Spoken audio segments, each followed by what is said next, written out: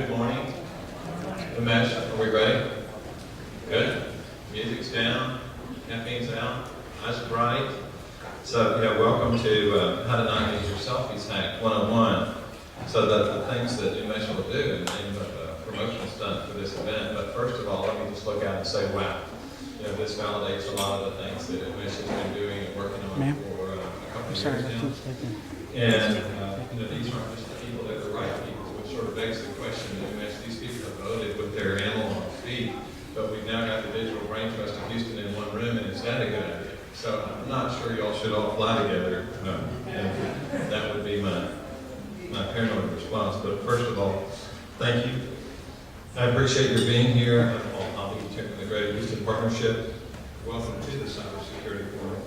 Thank you for joining us and recognizing that cybersecurity is an important issue for our business community, for our employees, and for the entire Houston region. I'm on some corporate boards, and every time I would, sit down and write something about this issue, I'd get something new in the mail. This is Cyber Risk Corporate Board member, but as you can imagine, boardrooms today speak of this almost to the exclusion of other things. The one story that I'll share at the beginning is I have a pilot friend, and he says, when people tell me that they're not the least bit afraid of flying, he said, I tell them they don't understand the situation or ship. They fundamentally misunderstand what's going on. Cyber risk is like that. You got to be a little bit scared because the opt-out option doesn't really exist. If you don't want to fly, you can ride a train. Well, in today's world, you might have a go at it with pencil ledgers and typewriters and mail invoices and dedicated analog phone circuits.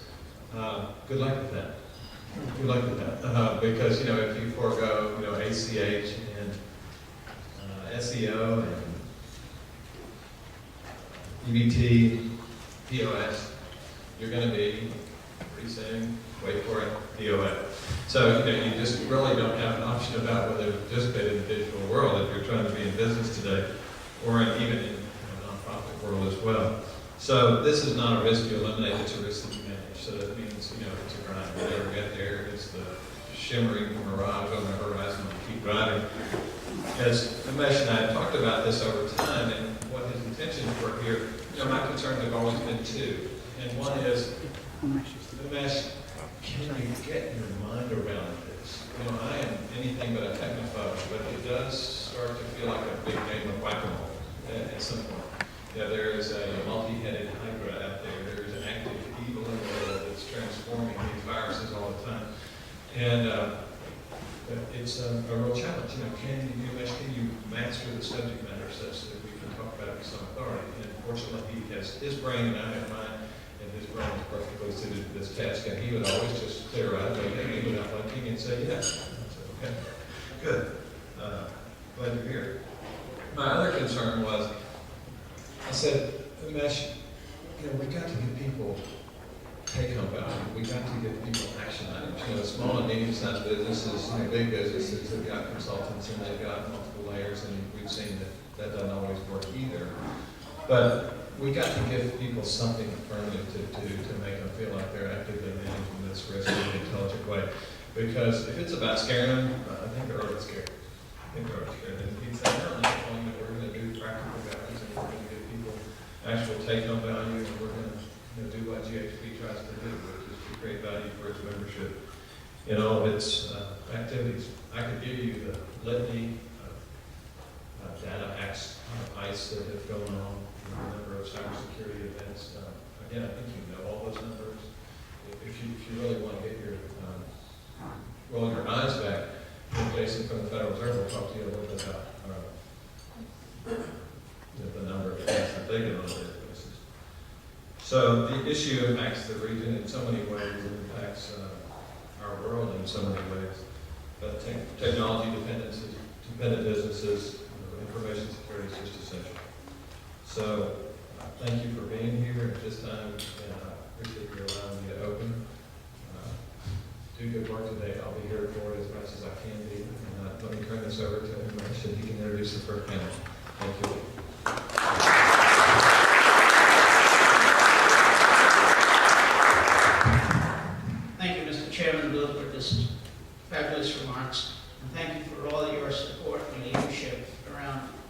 cybersecurity issue with all the other major issues that the partnership is leading on.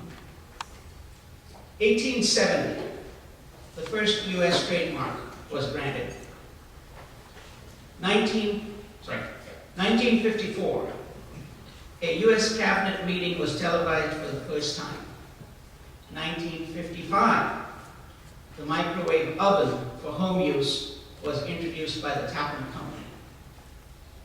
2014, the first time a CEO of a retail giant lost his job to a cybersecurity data breach. Thank you all for being here today. We have an information-rich day planned for you. Our first panel of experts will provide industry sector insights on the risks they face, what steps they are taking to mitigate those risks, how they're protecting their customer data, limit their liabilities, and so on. The second panel will focus on law enforcement and city and state initiatives. Next, there will be an entertaining interactive presentation, and you will all be asked to participate in a cybersecurity risk assessment.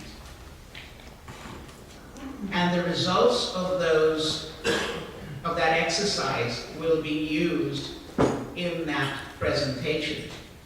So during the next coffee break, please visit www.houston.org/survey and take a simple 5-question survey. The results of those surveys will be aggregated in real time and presented as a measure of the cybersecurity posture of all the attendees in this room. Also, if you forget that URL throughout the presentation, you will see it being rotated on the visuals over here. Again, that is www.houston.org/survey.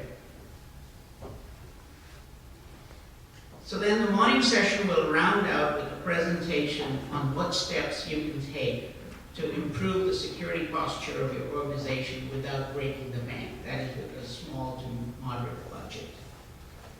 Then there will be a short break, and we will gather in the lunchroom, which is adjoining. The luncheon keynote will be delivered by Brian Engel, the Chief Information Security Officer for the state of Texas. All the sessions and the luncheons have time allotted for Q&A. So make sure to get your questions answered. Without further ado, let's get started. Our moderator for the first panel is Holly Bob. Holly is a senior manager with Deloitte Cyber Risk Services based out of the Houston office. She has 15 years of experience and specializes in cybersecurity and risk management in the oil and gas space. She is an active participant in InfraGard, ISSA, and the Greater Houston Partnership Cybersecurity Task Force. Holly is currently working on engagements helping clients build out intelligent, risk-based security programs. Let's welcome Holly and the panel members. Thanks to the Greater Houston Partnership for doing this. I think it's great to get the awareness to the city, the wider city, and thanks to the panelists here today. Welcome everybody to the first panel. My name's Holly, and I'm proud to say I'm a native Houstonian, born and raised here. We have a great group of folks representing points of views from various industries: healthcare, technology, banking and finance, education, and energy. We're going to spend the next 30 or 35 minutes or so discussing some key questions around cyber and getting perspectives from these experts. So without further ado, let's start with the introductions. Please take a couple of minutes, introduce yourself, let everyone know where you work and what you do day to day. We'll start with you, Les. Good morning, I'm Les Stoltenberg. I'm the Chief Information Security Officer at MD Anderson. Under me, I have got really 3 major functions, including risk management, the daily operations, so your typical security, firewalls, intrusion detection, type of stuff, and then also account services. My name is Vid Sisna. I'm the practice director for Active Data Systems for our data center and security practices. I've been in the IT industry for 23 years, the last 15 spent in security. And really my focus is helping our customers to identify what are the technologies that can help them solve some of the business challenges.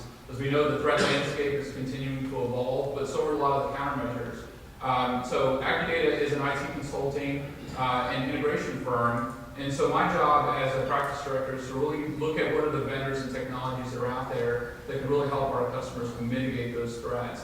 I lead a team of several consultants and solution architects, and they're really there to be an extension of our customers' teams and provide deep technical expertise in a lot of different areas. We're also a QSA, a Qualified Security Assessor, which means that we can help our customers with vulnerability assessments, pen tests, even social engineering type engagements to help them identify what those holes are so that we can plug them. We've been serving the Houston community for 32 years, the Houston business community. So thank you for having me on the 16th panel. Good morning. My name is Jason Ritchie. I work at the Federal Reserve Bank of Dallas. We have a Houston branch here off of Allen Parkway, and I'm an operations officer there at the Federal Reserve. I have oversight over our operating budgets and project management over any of our information technology efforts that are going on at the Houston branch, but then also a effort with our Dallas office and even system-wide. I manage some IT projects that we're implementing throughout the Federal Reserve. We also work with Paul Hobby. He's on our board of directors at the Federal Reserve, and I'm here today because of this great opportunity that Paul Hobby gave me to work with the Cybersecurity Task Force with GHP. My name is Cameron Kahn. I'm the Vice Provost for Information Technology at Rice University, and I oversight over information technology at Rice. We have around 6,600 graduate and undergraduate students, about 2,300 employees. We do a lot of collaboration. We are moving to the cloud, and so I'm looking forward to this discussion at the panel pertaining to security. I'm Gary Hayes, Senior Vice President and CIO of Technology Operations at CenterPoint Energy. CenterPoint Energy, most of you know, have been providing your gas and electric services in the Houston area, but also we provide gas services in 6 other states. I have responsibility for what I would call the traditional information technology towers in areas that are associated with our operational technologies. Okay, great. So sounds like we have some variety and perspectives today. Since we don't have much room, guys, let's watch the elbows when you get excited answering a question. I don't want to fall down. Okay, so number one question, and just please answer this 60-90 seconds. Let us know what your perspective is. When building out a cybersecurity program, or actually let me take a step back. A quick poll of the audience, if you guys don't mind raising your hands. Who here is a business owner? And who here has responsibility for cybersecurity in your job, but it's not the main focus? Okay, thank you. And then who has a job that is focused on cybersecurity? Okay, so it's a very good blend here. Okay, thank you guys. All right, so first question. When building out a cybersecurity program, what 2 to 3 things are top of mind in your industry? And I don't know if anyone wants to volunteer to go first on that. All right, Gary looks ready. We'll go. I'll go. We got the CIO perspective on this. So I think, particularly because of the nature of our business, the first area is operations. So as we look at creating an environment and securing an environment that we can operate in, not our informational technologies, but in support of those operational technologies. Second area, customer and employee information. And lastly, the 3 R's, the reliability, recovery, and resiliency. Beautiful, thans. Cameron? For us, certainly compliance is a big thing because we work with FERPA, GLD, as well as HIPAA. And so data protection PII are at the forefront of everything that means, especially we're an intensive research university, so research data is really vital, as well as IP, as well as student records, financial records, and so having good practices in place is one of our highest priorities. But at the same time, I think one of the other priorities is to educate people, not just on campus, but also senior management regarding A recent survey of financial institutions reported that over half of banks and other financial institutions reported fraud losses that exceeded the mitigating costs that they've been paying into mitigating those issues. So this is certainly something that is ramping up within financial institutions. One of the primary areas of focus is monitoring and looking for detection of cybersecurity threats. There's an assumption that cybersecurity hacks and threats are out there, they're going to happen. It's mitigating and slowing them down so that if there is a vulnerability that once it's been exploited, that they're able to shut it down through detection. And then as I'll echo with my colleagues here, education and training is one of the easiest ways to get bang for your buck on some of your efforts that you're having in your corporations, and that includes financial institutions. We're also seeing that financial institutions are working with their customers to do a better job of educating the account holders so that they understand the cybersecurity posture that's out there in the world today. From a technology perspective, ironically, from my perspective, technology is the last thing that you should look at. When you're building your cybersecurity policy, it's important to have a written security policy and identify what it is that you're trying to secure.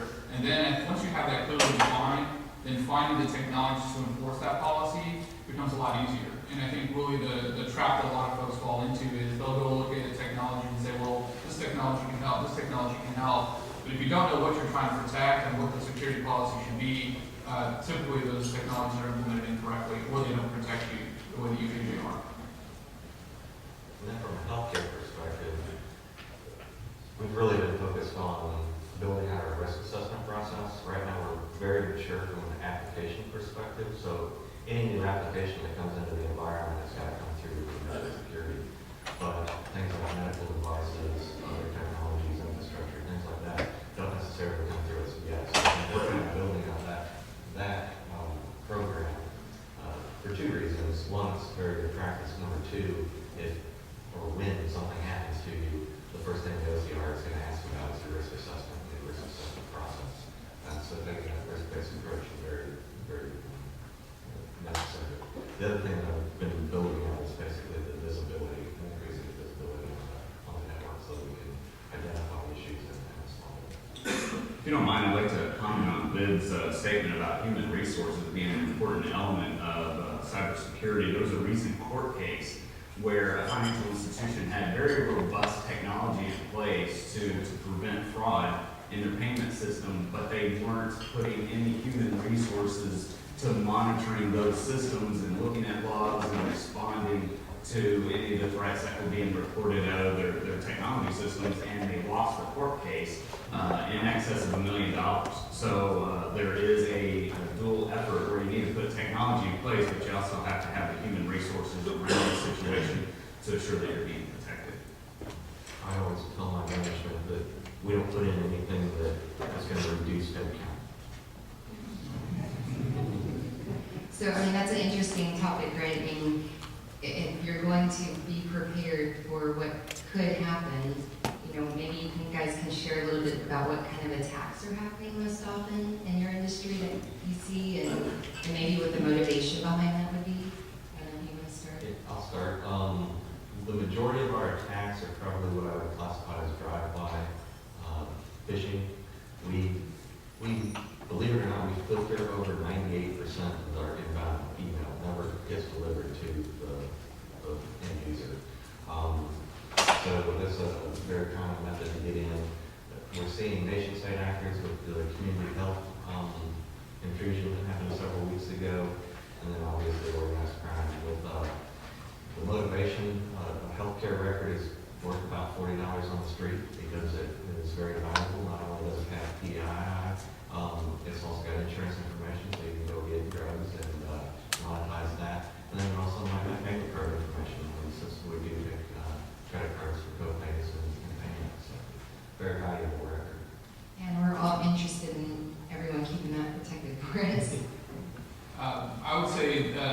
rather than the most common, the most recent that I've seen were ransomware. And the challenge with ransomware is again, it's a drive-by, someone clicks on something, a piece of software gets downloaded, and it will encrypt all of your data on that drive, and then ask you to pay a ransom in order to get the decryption key. One of the key things from a security standpoint that's not really considered security is a backup and recovery plan. In both instances, the only way to recover from that type of attack was to restore from backup. And so if you don't have a solid backup of all of your critical data, and you know, for whatever reason you get attacked by some type of ransomware, that's going to become a critical component in having those backups. And so we're starting to see more of those. Unfortunately, the motivation there is it's like all of them is money, right? If I have your critical data, you're going to pay whatever amount in order to get it back. And in a lot of cases, the customers are paying in order to get that encryption key to get their data back.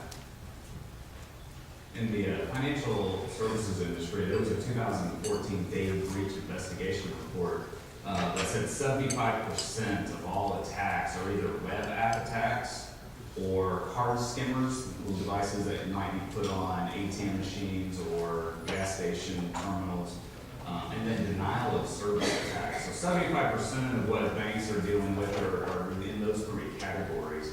Certainly, card skimmers are looking for credit card information, debit card information. Web app attacks are looking to see if they can find vulnerabilities in your websites. Denial of service has mostly a reputational risk attack. That is where hacktivists might be going to attack a financial institution's website, bring it down, cause customers to be unhappy with the financial institution, so they're attacking the reputation of the financial services industry. With that said, most of all of those attacks are usually intended to try to get money, to trying to get information about accounts, maybe even transfer money out of these accounts. Even denial of service attacks have been detected as being distractions. There will be a coordinated denial of service attack where a website is being attacked and all the information security personnel of that company are paying attention to that situation, and they're not monitoring some of the other critical systems within the financial institution like wire services. And so this has been a recurring threat where a denial of service is coordinated where someone's trying to do wire transfers to accounts in Russia or Estonia or other locations throughout the world. Key logging client systems is one of the ones we want to see. Phishing definitely, that's big. Compromised password, especially from third party, really like, hey, sometimes you don't discover those after a long period of time. I would say all of the above, and then a couple more perspectives. We're also seeing the exploratory type, where they're coming in and trying to enter through the firewalls and really just what we perceive is look at what are areas that they might exploit in the future. The other thing that we see is actually being used as a mechanism to, I want to say, activists punish others, where we've had financial institutions, what appeared to be a financial institution, trying to send a significant amount of denial of service type attack. And the intent was we would shut them off and not try to transmit any kinds of exchanges of funds associated with that. And we've had that also on traffic with large providers of our communication services where the services were being flooded and we had to make decisions relative to what was happening. So we've seen that we're kind of also becoming a means to an end in several instances. Yeah, so I mean, the adversaries are obviously getting smarter about the way they come in. Cameron mentioned the third parties. I mean, I think that's something we all need to be aware of as well. It's not enough to protect your own organization, but you do need to be mindful of your third-party vendors or service providers, which most of you trust, or maybe you're providing that service to a larger organization. And the hackers are looking at that too. I mean, is there any perspective anyone wants to provide around that in particular, the smaller third-party service providers? Well, I don't believe it's necessarily just the smaller providers. I think they actually have, because of the targeted snake cop that you mentioned, but a ago, a company called Telvent, which is out of Canada, which provides a lot of control systems to a lot of different entities, was actually the mechanism by which an attack occurred. And it occurred through their solution center and the accessibility to all the clients that they have. So I think it's not necessarily just the small individual or small company, that you've got to be aware of any third party in the future. From financial institutions' perspective, most all small and medium-sized businesses obviously have bank accounts that they're using with these financial institutions, and the banks are at risk because of maybe poor cybersecurity postures within those small and medium-sized companies. And so what we're seeing with our state regulators and even some of the national regulators is more of a push to the banks to do better risk assessments on their small and medium-sized businesses that they're lending money to see how well their controls are in place within their company. So if you are a business owner and you're looking to get loans in the future with your financial institution, you should expect to see more and more questions along the lines of what kind of cybersecurity systems do you have in place, what kind of information security training do you have in your companies. And so our regulators are going to be asking the banks if they're doing that. And I wanted to just add to that because a lot of us are going to the cloud also. So you got to go through that same process of having best practices in place, inside. You got to also do the same way and have best practices, and they have to comply by some of the stuff. Okay, so on that topic of compliance, I just want to ask you guys, what roles do regulations, compliance, or some of the new standards or frameworks like ISO and NIST, what roles do they play in how you're building out your program? From a healthcare perspective, it's a huge role, obviously. You have some got to be in compliance with HIPAA. We've got all the state rules and regulations as we're a state entity. We also have PCI rules that we've got to comply with.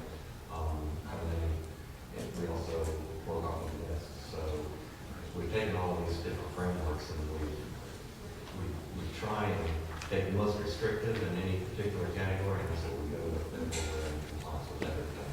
There's a thought behind it. It plays a huge role from a healthcare perspective. I think from a technology perspective, one of the great advantages of compliance regulations is that it helps to justify budget.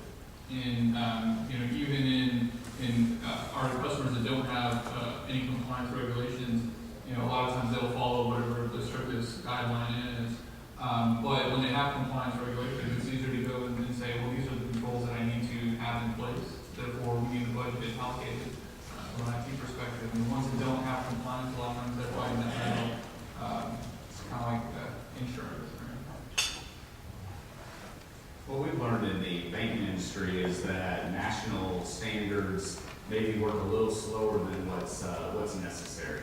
And the Federal Financial Institutions Examinations Council, they have been providing guidance and requirements on cybersecurity for many years, several decades. And they are always updating that handbook and pursuing more regulations before it becomes more nationally aware.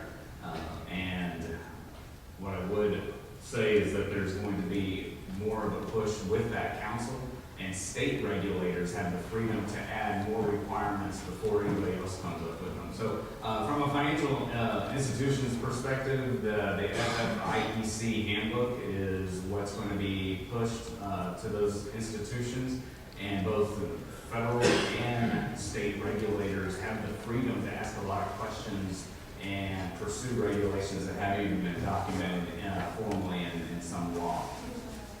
We use like ISO, and that's very helpful. That framework really helps us. At the same time, if you look at this, it also helps us actually, to look at what our weaknesses are and what our strengths are. It's a really good source, and so it's very helpful for us to look at our environment, measure that environment, and be able to see what are some of the things we need to do on our end to get closer to that or become more mature in some of these areas. So those very helpful measurements for us doing it right. Now, portions of our industry have been regulated by NERC, which is a nonprofit organization that was formed many years ago to establish standards and standards that had penalties associated with those. And that's the National Electric Reliability Council, that was focused around nuclear energy and then also control of our grid, the larger scale interaction across the United States. So that has been there for quite a while, and then also the TSA, pipeline guidelines and standards that we also work with. We also utilize the NIST framework as part of our overall framework, and enhance it somewhat in ways that we're looking at maturing our cybersecurity programs and also our incident management program. I wanted to add that we're spending really a great deal of time on the PCIPs and trying to consolidate all of them and make sure and embedding that. And that's not an easy piece because there's some legacy systems out there, and then you're working with third parties, and they have a different view of it compared to what we have. So it's been a struggle, but we've made a lot of progress in that area. Also want to make the point though, that being in compliance with regulations does not mean you're secure. It's a double-edged sword. That's very rare. It's great to get budget and everything, but if you're not having the conversation about cyber risk versus regulatory risk, you're missing both. Do we have time for another question? Okay, I think we'll wrap this up just by providing the audience maybe some cost-effective controls or process changes that they can take away to help safeguard their environments. And I also do want to put a quick plug in for the new book. If you guys have that in front of you, there's also a link online. Please share it with your colleagues, friends. There's a lot of good advice in there. And also we've added some of the NIST framework guidance and how that pertains to the industry. So any cost-effective tips you might provide the audience today? I think the biggest one you can do is definitely alert and training. I think you have to start with educating the entire, your entity, and all of the people in your company or in the institution. Having good technical control goes a long way. Of course, it's just us doing our job. And in our case, in education, we look at networks as well. And so we have to look at that and how, because we do a lot of collaboration with other institutions, and there's a lot of research work going on. So we look at all of those and try to balance, because we can't just close down all of our networks. And the other thing would be actually VPN is a really good thing. We use, of course, encryption. Wherever you can encrypt, that's a big thing. I was going to say obviously the most cost-effective method is to patch and update. A lot of the organizations that we look at, when there is a breach, it's a lot of times they have security products and technologies in place. They just haven't been updated, they haven't been patched, and so those vulnerabilities that were used could have been avoided if they would gone through the normal patching and updating cycle. So that's probably the most cost-effective is just patch and update the technology you have. This is a good time for me to explain that I have in my position, these are my personal comments and not an official statement from the federal government. But I agree with my colleagues, and from a financial institution perspective, from you're thinking about your banking accounts, you'll need to put in some practices like positive pay. These are usually a free service that your bank will offer you that will help you reconcile payments and authorize payments. You also want to have some dual controls in place to assure that not one person has the credentials to empty out your bank accounts. I want to just tell a couple stories real quick about some court cases that have occurred where sometimes a bank is held liable and sometimes a corporation is held liable for losses with payment fraud. One situation, a company had a controller who had full access to do everything with their bank accounts. He filled out a form that his bank had sent him, and in that process, he typed in his username and password, answered a handful of questions. Well, it turned out that it wasn't really an email from his bank. It was phishing and spoofing. And within 4 hours, $1.9 million was transferred out of this company's bank account and into accounts elsewhere in the world. As it turns out, there was a lawsuit that came out of this, and it was understood that the bank was held liable because they didn't have reasonable controls in place to detect all these wire transfers. This company only did 2 wire transfers a day, and on this particular day when this fraud occurred, 93 transfers occurred, and the bank didn't have tools in place to monitor those events. And then in another court case, there was a similar situation where malicious software compromised a person's account credentials, and $500,000 was taken out of their accounts and pushed into foreign bank accounts. And in that situation, the jury ruled in favor of the bank because the bank had reasonable controls in place to protect this type of fraud, and the corporation declined those services from the bank because they said it was too inconvenient. They wanted to have one person have access to do everything with their accounts because they were a small business. They only had 4 people, and so they didn't want to create dual controls. And the bank suggested them not to do that, but the company declined that, and so the company lost that court case. I'd probably add that I'll borrow from World War II. Loose lips and clicks will sink systems. So the best thing you can do is make your people aware, educate them, and that's your best front line of protection. I would agree with all of those. Person here?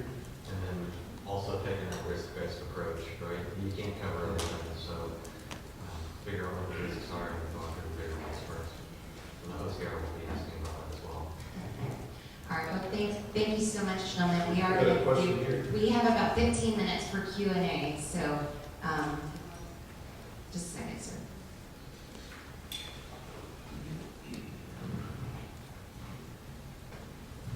Actually, 2 questions. One, more discussion on internal risk rather than external, and discussion about smartphones in the workplace.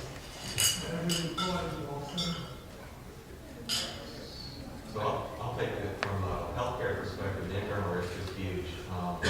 Obviously, they've got access to the information, so they can filter it just as bad as they're easily or more easily than somebody coming from the outside. From a smartphone perspective, wow. It was funny. I was listening to the story this morning, and the commentator asked, "Well, can't you just put a firewall in place?" All right. Well, no, our perimeter is just disintegrated. We have no more perimeter, so we've got devices moving in and out, and so you've got to think about security differently.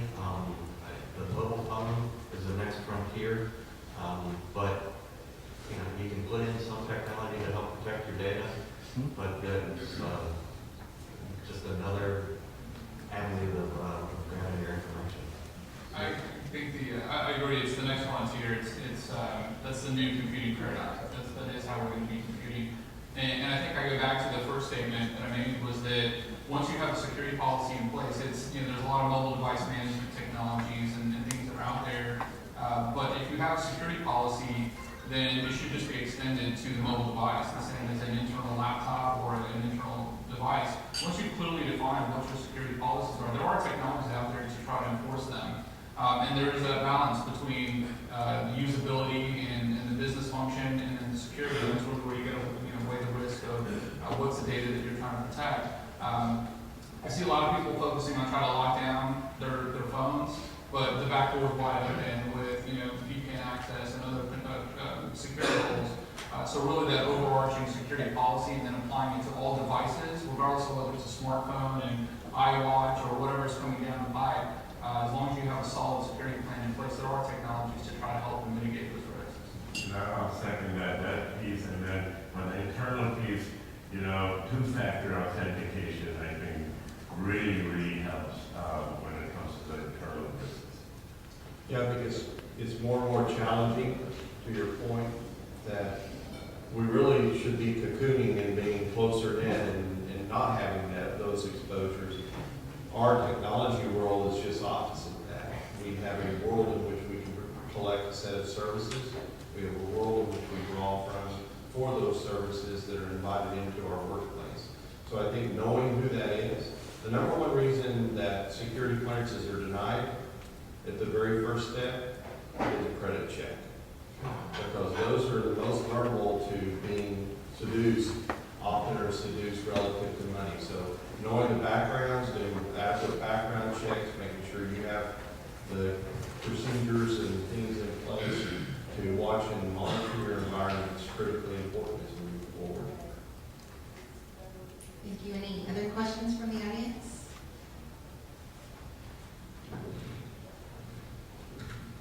My question is related to the balance between too much security and I guess more the accessibility of systems for a user, and how do you balance that?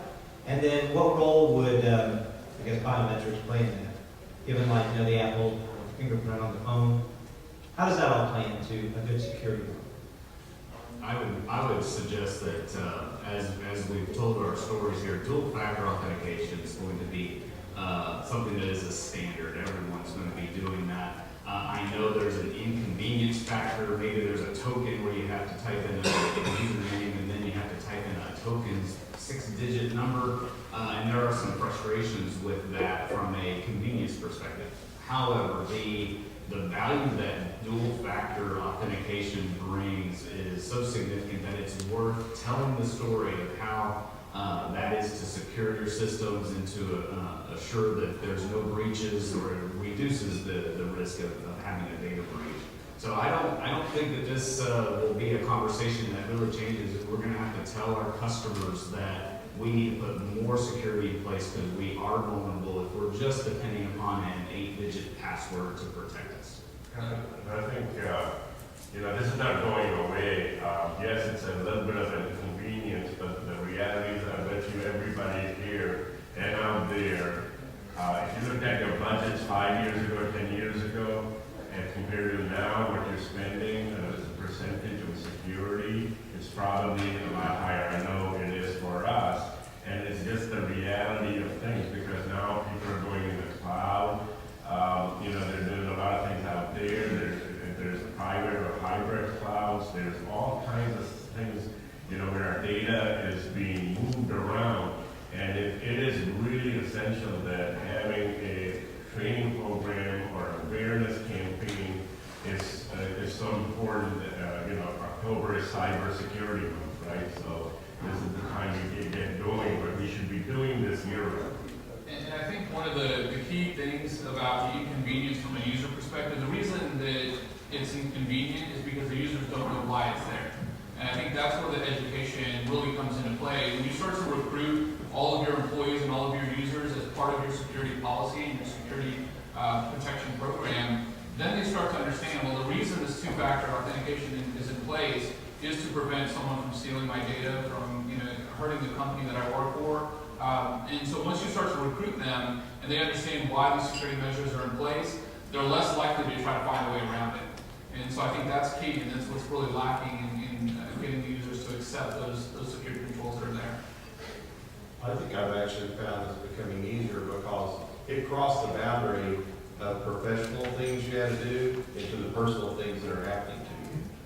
And you can't hardly have a conversation around this, and somebody probably not in this room that was caught in target activity. People now appreciate and wonder why perhaps certain things aren't done certain ways. So I think that the question may actually come more about why aren't you doing more? And then you'd asked about biometrics. I think the jury's still out. Some technologies are easily defeated depending on what type of biometrics you're using. Others are a little bit more secure. I think it's really going to be up to the individual to determine if you feel that that's a secure enough measure. Right? The fingerprint on the iPhone, well, what are they doing on the iPhone? What type of data can they access on that iPhone is going to be just as important as determining, well, what type of security two-factor authentication do I need on that phone? We actually implemented some fingerprint readers on our clinical stations, so it's actually easier for the doctors and the nurses to come up with something, put their finger on there versus typing in a ID and a password. So it's actually helped the workflow. So it can be an improvement. Regularly security improvement. Question up here, about 5 more minutes. I work for a very large engineering corporation. There are many similar corporations in this town working here. And most of us have our computers and others, our IT information managed from outside the United States. Somewhere like Kuala Lumpur, Singapore, India, China, wherever. While we take care of ourselves within the country, we have got many kinds of safeguards. What do you recommend that we have to do in order to protect the information that we have got? Not only our company information, our customer information, our employee information, all this is involved. Do you have any advice that you can give us, please? Thank you. I think you need to know where your data is, right, and how it's traveling. Certainly for us, we do research, so we're always very careful. Even in our data center, we have to separate some of that research with our other servers. And so we have a practice in place where we really ask very, very hard questions in terms of why this data has to be there. Now in the cloud, when we talk to those cloud providers, we have a 6-page best practices in place with those questions we ask of where the data center is, where it's located, security, on and on and on. So, and if we don't feel comfortable, and especially, of course, we're not going to do the PII piece, but if we don't feel comfortable, we're not going to go in that area. So I think that's a very, very important question you're asking, and I think we need to be on top of this. One method that we've used for some of those types of similar situations is using virtualization technology, where it allows someone, remote in another country to be able to view the data through a virtual desktop. The data stays here in the U.S., or the data stays in the data center. And they've got the ability to view it, manipulate it, work with it, but they're not allowed to download it to their local device, or if you have enough controls there, then they can't send it out elsewhere as well. So that is one way to be able to store data.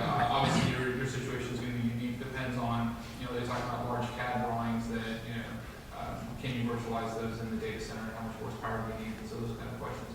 But there are some ways to mitigate some of that risk by keeping the data local here.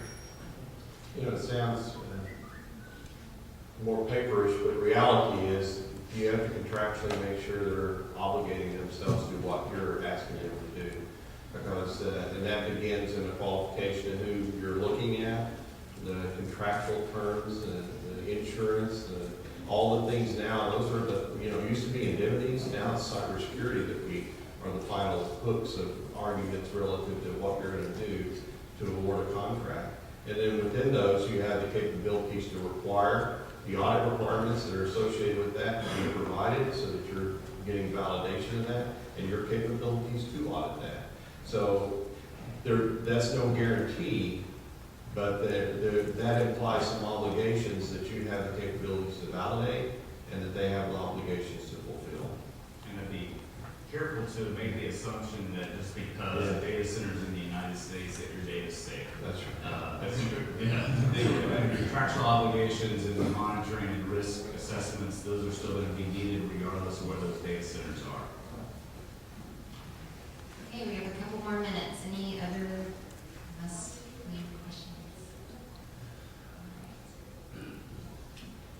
One thing that I do with some of the CEOs is get approval to do a phishing campaign. So with CEO approval, I'll do a phishing campaign against some of the employees or all of them. And the non-legal tied means to do that is just fix the URL so it ties back to the homepage. And it sort of starts an internal conversations among employees, and makes them wonder. And if where you do get some feedback from that is, through basically scuttlebutt. But the thing is, it's starts a bit of education amongst themselves. It's not coming down so much from management all the time, it's coming from within the group itself. You know, one of the things that we've heard in the recent news with Home Depot and Target, I think it's very important that these are lessons we can learn from also, for best practices and things, because this costs a lot of money. It's your reputation, your credibility, and those are important because at the end of the day, you don't want to be out of business. So keep that in mind because this is very important. And unfortunately, it's the kind of world we live in right now that we have to go through all of this. The end user is always going to be a risk, no matter how much education, how many phishing exercises they go through. In a recent phishing attacks, most of our, how do I say this, the folks that had English as a second language were more susceptible in, picking up some of the clues within the campaign, the misspelled words and things like that. So it's always going to be a risk. So it's a great exercise. You can never do it. And you certainly have a challenge within your companies of explaining to your staff that yes, they are a risk. It's not that you don't trust them to do their job, but they are a risk because through them, social engineering is still the #1 way that hackers are looking for information. And so you got to be careful of how you tell that story. You don't want to come across as saying that you don't trust your employees, but you also do want to be realistic and understand that everybody that's on your network is a risk.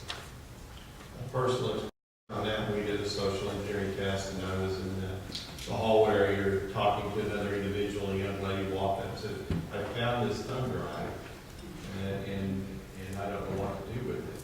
I said, well, thank you for bringing that to me. I looked, and the package was actually marked and it didn't open, so it was very fair. This was a test, but I thought, this is good. I walked away, and about 10 minutes later, I thought, I don't know if she was wearing a badge. So you can't separate physical from the cyber components of life. Was it really the problem that she gave me that, or was it really the problem that she piggybacked and got onto our floor and then the physical aspect associated with the social components? So I didn't pass. All right, well, I think that's all the time we have, but thank you guys for participating in this, and thanks for the questions from the audience.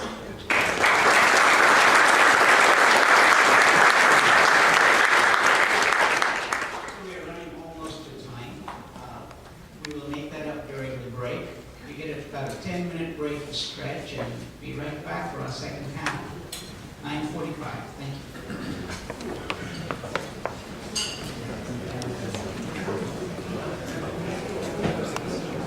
I'm the Assistant Chief Information Security Officer for the Texas A&M University System. I have the honor to introduce Bart Huffman, who's our moderator for the next panel for city, state, local cybersecurity discussion. And I think we've got everybody up here now, so thank you for joining again. Bart Huffman is our moderator, and Bart is the chair of the privacy and data security practice for Lockwood. Bart advises clients on technology agreements, cloud computing, enterprise matters, internal policies, compliance programs, digital marketing, subpoenas, investigations, and risk management solutions. Bart received his systems degree, engineering degree from Princeton, and got his law degree from UT, and maybe won't hold that against him.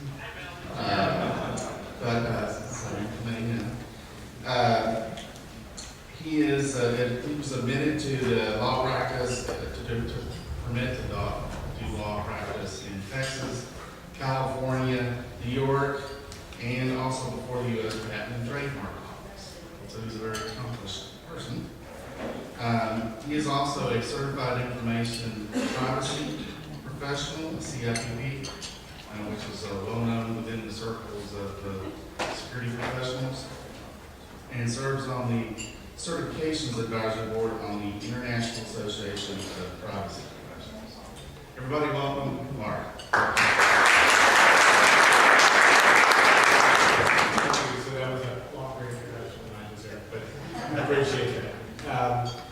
Wonderful to be up here. Thank you for all your interest and attention. This is a fabulous panel today. I don't want to take much time away from them.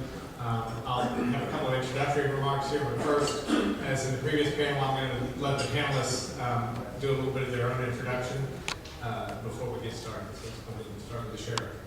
Sheriff of Harris County, Adrian Garcia, thank you for having me. Special agent with the FBI, and I'm also the InfraGuard coordinator. It's wonderful to see so many InfraGuard members in the room today. I'm Mary Dickerson.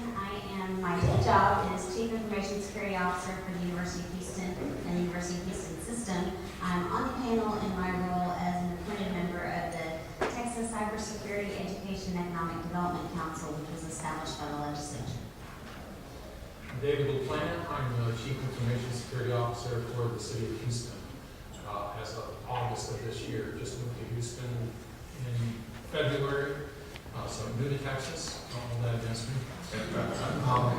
With my The executive my position, job description is in executive orders that the mayor has signed, 1-44 and 1-48, and just to give an overview of what that description is, be responsible for information security duties.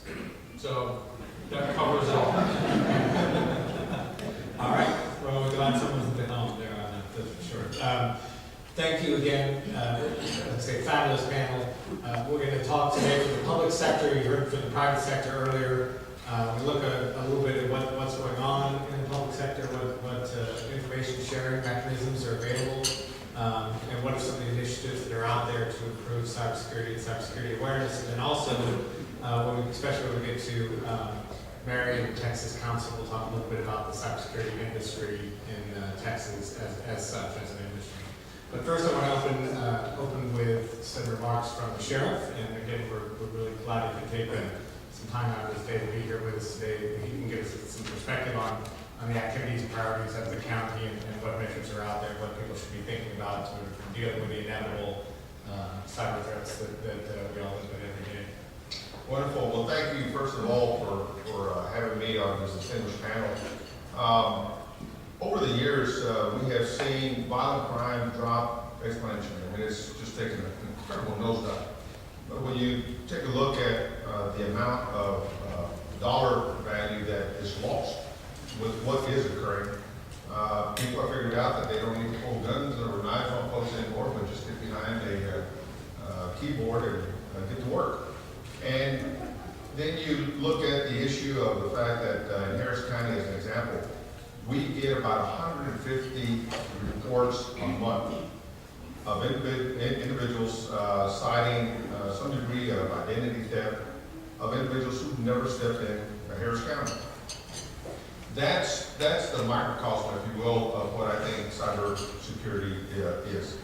We know that it's been happening at the individual level, but in recent days, as we hear the news about Target and others, folks have realized that, you know what, instead of just trying to steal one credit card and one driver's license and one social security at a time, let's go to an incredible fishing pond and net a bunch of them all at once. And then you understand the challenges that as the FBI well knows, and how it's included into its core mission, understanding that we're dealing with international threats in that regard as well. Just recently, if you didn't see the news report, where now our cars can be hacked. So the threats are out there, they've been out there, and they're becoming much more diverse every single day. So as a sheriff of Harris County, you know, if you want someone to talk to your kids, you know, Boy Scout troop or Girl Scout troop about, you know, strangers and how to avoid those individuals, I got a deputy for that. And if you need someone to check to see whether your car seat is well secured, I got a deputy for that. If you want someone to see, you know, if you got enough lighting around your home, I got a deputy for that. But if you ask me to come in and assess your small business, your home computer, to see whether it's got the right security levels, whether there's a possible threat or virus working around your system, you call the Geek Squad. And so, thanks to the partnership I have with NSS Labs, we are developing cybersecurity certifications for my deputies, not so that they can become necessarily industry experts, but so that we can take our capabilities to a whole different level. We've always been good at the forensic stuff. You know, if we have a crime scene, we recover a computer, we're phenomenal at that. But we have to think about taking those threats off as they're working to capture someone's home system, someone's private information, some business. Now, the company in this room is probably more likely at the higher end of the corporate ladder. But think about those micro businesses, think about those medium to small businesses that don't have the finances to have their own respective IT professional. And the number of threats that can affect them and take them out. And so that's the issue that I'm most concerned about. So with that, we're building into the philosophy of the Sheriff's Office cyber resiliency. I'm not the person, and the FBI is more capable at contending with preventing the greater challenges. But even at the micro, medium, and small business level, I have to think about how do I educate folks about how to set up their respective businesses or operations, computer operations, so that we can mitigate the threats that are going to happen. I mean, if anyone is in this room thinking we can stop it, I'd like to talk to you and find out what you're drinking. So we have to think, I think we have to move into a conversation about resiliency and understanding how we set up our security systems. How do we make sure that if something gets in there, that it doesn't get caught? And if it does get in there, how we can learn what it is and how we can contain it and then build better security measures behind it.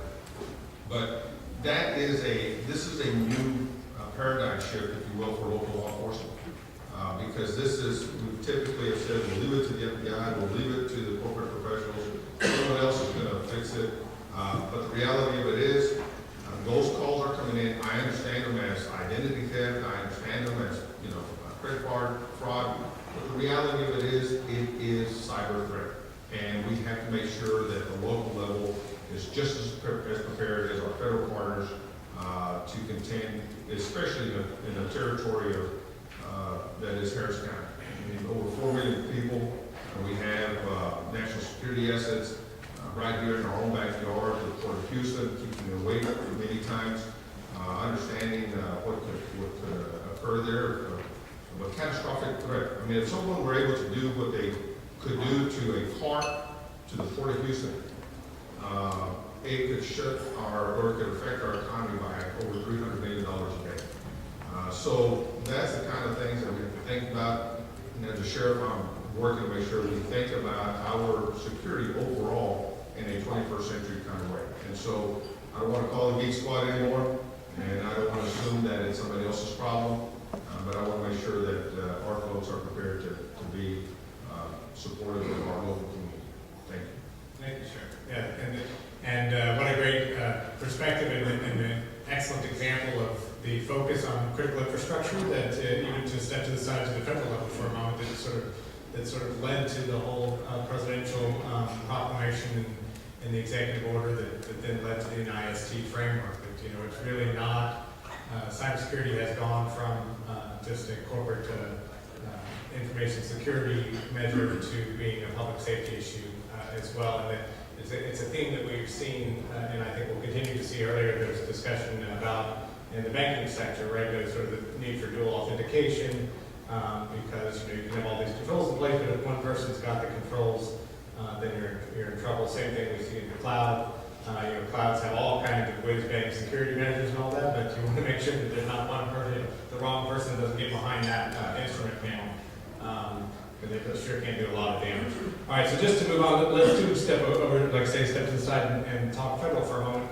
The NIST framework, I'm pretty sure you're all familiar with. It came out in February, the final report after going through a couple of drafts. There's now some collaboration, some industry-specific initiatives that are ongoing. One of the big issues and sort of the next push, the next natural push, is to go to federal legislation. And of course, one of the big, sort of the tripping point has been the exchange of information, right? So currently we're sort of in a situation where there's a lot of one-way exchange of information, the government out, but the government is very interested, of course, in getting information back and, of course, encouraging information sharing laterally. Of course, a great person to talk to us here today on that topic. And the FBI's InfraGard system is a wonderful model for that. So I'm going to shut up and let Angela talk a little bit about, if you would give us a little bit of an overview of what goes on with InfraGard, a little bit of background on what it's about, and we'll dig down a little deeper. Excellent. Thank you so much for having me here today. I do have a few brochures for InfraGard. If you are not already a member, we'll get you on board. But InfraGard really stands to match up for infrastructure guardians. And back in the 90s, the FBI figured out that we need some help. We need the expertise and the talent that's in academia, that's in the private sector. So we started this outreach program in Cleveland, building some trusted partnerships. Will you work with us? Will you help us? And we have information that you need to protect your businesses, your owners and operators of our critical infrastructure.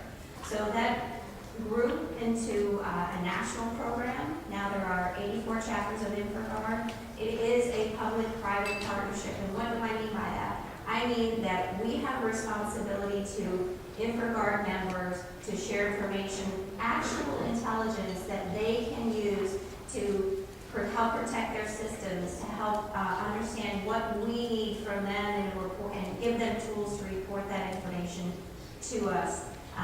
And so it's very much a two-way street. But one of my favorite things about this program is the dynamic collaboration between members, because the government cannot save you. We wish we could, and we try, but ultimately it's about working together to make a stronger effort. And when something's going on over here at Business A, Business B probably needs to know about that, because they've either just been hit or they're about to be hit with the same problem. So figuring out what those best practices are, talking about these issues, coming up with solutions that are cost-effective and productive for your business, that's where this information exchange really, I think, offers a lot of value for the InfraGard perspective. The FBI wants to help make you stronger, more resilient, as the sheriff said. And part of that is dedicating me as the InfraGard quarter 100% to cyber outreach. And so that's, I think, a testament when resources are very limited, and we've got to be working cases, but we also need to be building trusted relationships with the community so that you know if you have an incident, you can report it to the FBI, that information is going to be treated confidentially. We have a responsibility to conduct investigations and collect intelligence for our national security, both on a criminal level and foreign state sponsors. So we need your help, working with you to get our job done. And let's talk about that just a little bit more in terms of, we spoke a little bit beforehand, and one of the issues that I keep hearing, of course, is companies being concerned about sharing information, right? They say, well, I've got this confidential information, I have this personal information, so there's a certain amount of reluctance built in to the information sharing. But I think that, there are best practices, like I heard earlier, don't fall for the decoy, right? Don't look to your, start looking only to your right, because there might be something going on to your left. But there's also specifics around that, and sort of, can you help us sort of alleviate some of those concerns, maybe, like both the kind of information that may be involved, and then also some of the sort of confidentiality measures that may be in place?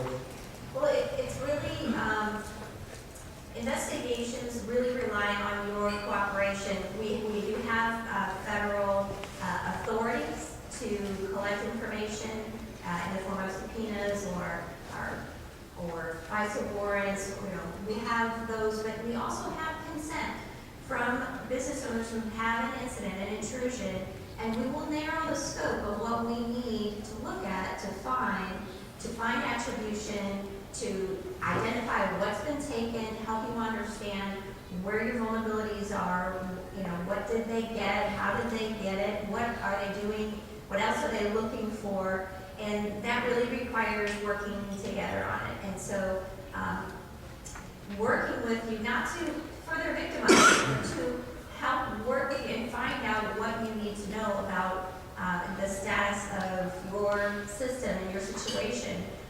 We make a lot of unfortunate knocks on the door or phone calls saying, we've got bad news, you've been compromised, and here's what you need to look for. And you know, that's a melancholy situation. We would like to know you in advance of that and share the information that you need to help prevent or mitigate an attack. So that it really takes working together on that. We do like to lock up bad guys. We do. That's a fact. But if it means potential exposure of your intellectual property, we will work with you as the victim, narrow the scope of that so that we work with the court system and the discovery process to present things in camera with just the judge, or to limit your further exposure. And you have stakeholders, and you want you to enjoy your good reputation with them. So we are very sensitive to that. The Department of Justice is very sensitive to that. But it really takes working together and helping us understand, and us helping you understand what that process looks like. But if I just jump in here, I am so glad that this issue was brought up, because generally this is the elephant in the room. As corporate individuals, many folks are more concerned about their boss's brand. And so there's an incredible resistance or hesitancy to pick up that phone and start making that call, because it's going to become public. Folks, it's going to become public anyway. And so I would really, really encourage a shift in attitude about what is the vulnerability, that we're all in it together, and that it really takes, as Angela was saying, the willingness to step forward, as humbling as that may be, but to ask for help. And so too often, time is our enemy, especially as it relates to cybersecurity. If you don't make that phone call early on, the damage can be just like malignant cancer. And so that is something that I generally try to make reference to as well.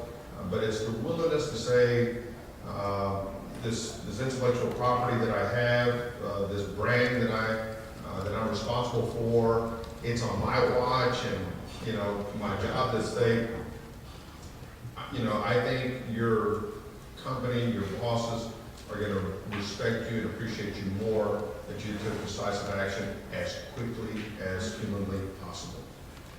I think that's right. That's a great point. See, a lot of times companies are thinking, I want to talk briefly about lateral exchanges and then moved down through the rest of the panel. But companies often think about intellectual property, personal information, that kind of exposure. But sharing a vulnerability, sharing an IP address, that may not necessarily expose your IP, the crown jewels, or anything like that.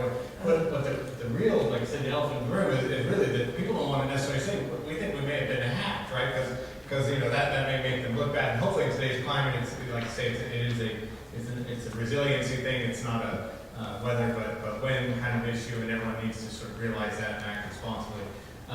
Talking though about peer-to-peer lateral sharing though for just a minute, if you could just maybe tell a little bit about the sort of the code of ethics and the vetting of members that kind of goes into it, because that's another thing in InfraGard, right? Is you want some level of assurance that if somebody sends you information, first of all, it's not a bad actor pretending to be somebody else sending bad information, right? And also that you can, in a certain sense, rely upon that there's going to be an appropriate handling of that information. Very good.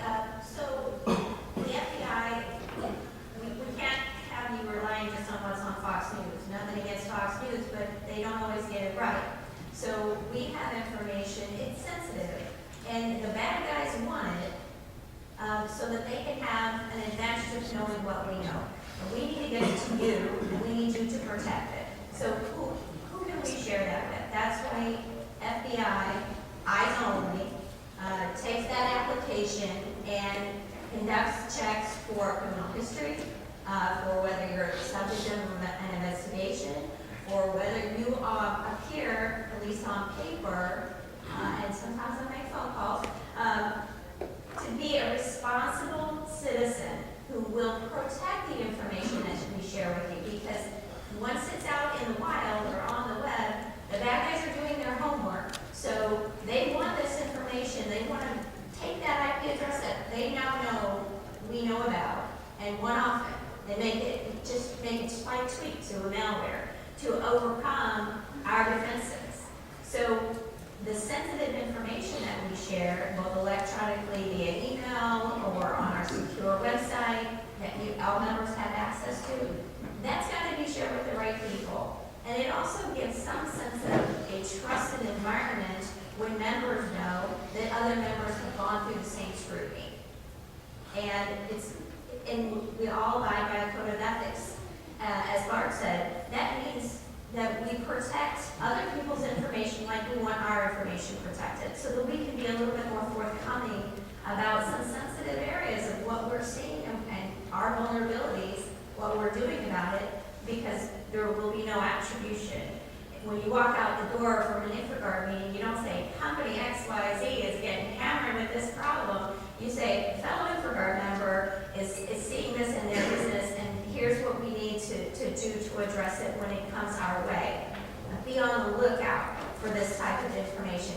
A heads up. Sometimes it is a matter of time, seconds, that you can get out in front of something, or now that makes sense, what we just saw that we didn't really understand based on sharing that in these situations, and that's between these members. I also strongly encourage, because you guys have this real time, reporting something to me. I can strip attribution, I can anonymize your information and push it out to the other members for the good of the whole, to say, an InfraGard member in energy, I don't need to be any more specific, is seeing this going on, and you should be looking out for this watering hole, this IP address. And really, you can't separate cyber from physical. There are too many interdependencies, so we have to be all threats, all hazard minded. Even though we do tend to stress cyber a lot, and it's very top of mind, but what are the physical security threats? What can we share with regard to that? So the Code of Ethics, information sharing protocols, and that willingness to share something so that others might not have to go through what you've gone through, or maybe to a lesser degree. Thank you.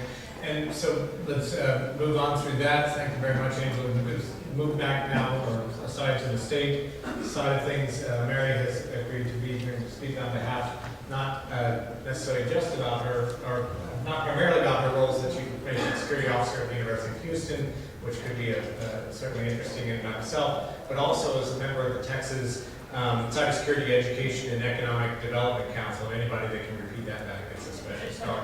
But the sort of the interesting thing about the title of the council, it is descriptive, because there are two parts, and I'll let her go into this a little bit more, but there are two parts to that. One is improving cybersecurity in the state, and the other is forwarding the interests of the cybersecurity industry in the state. And of course, those things work together, because the more we have in terms of people that are trained and educated in the area, the better we can do on that score.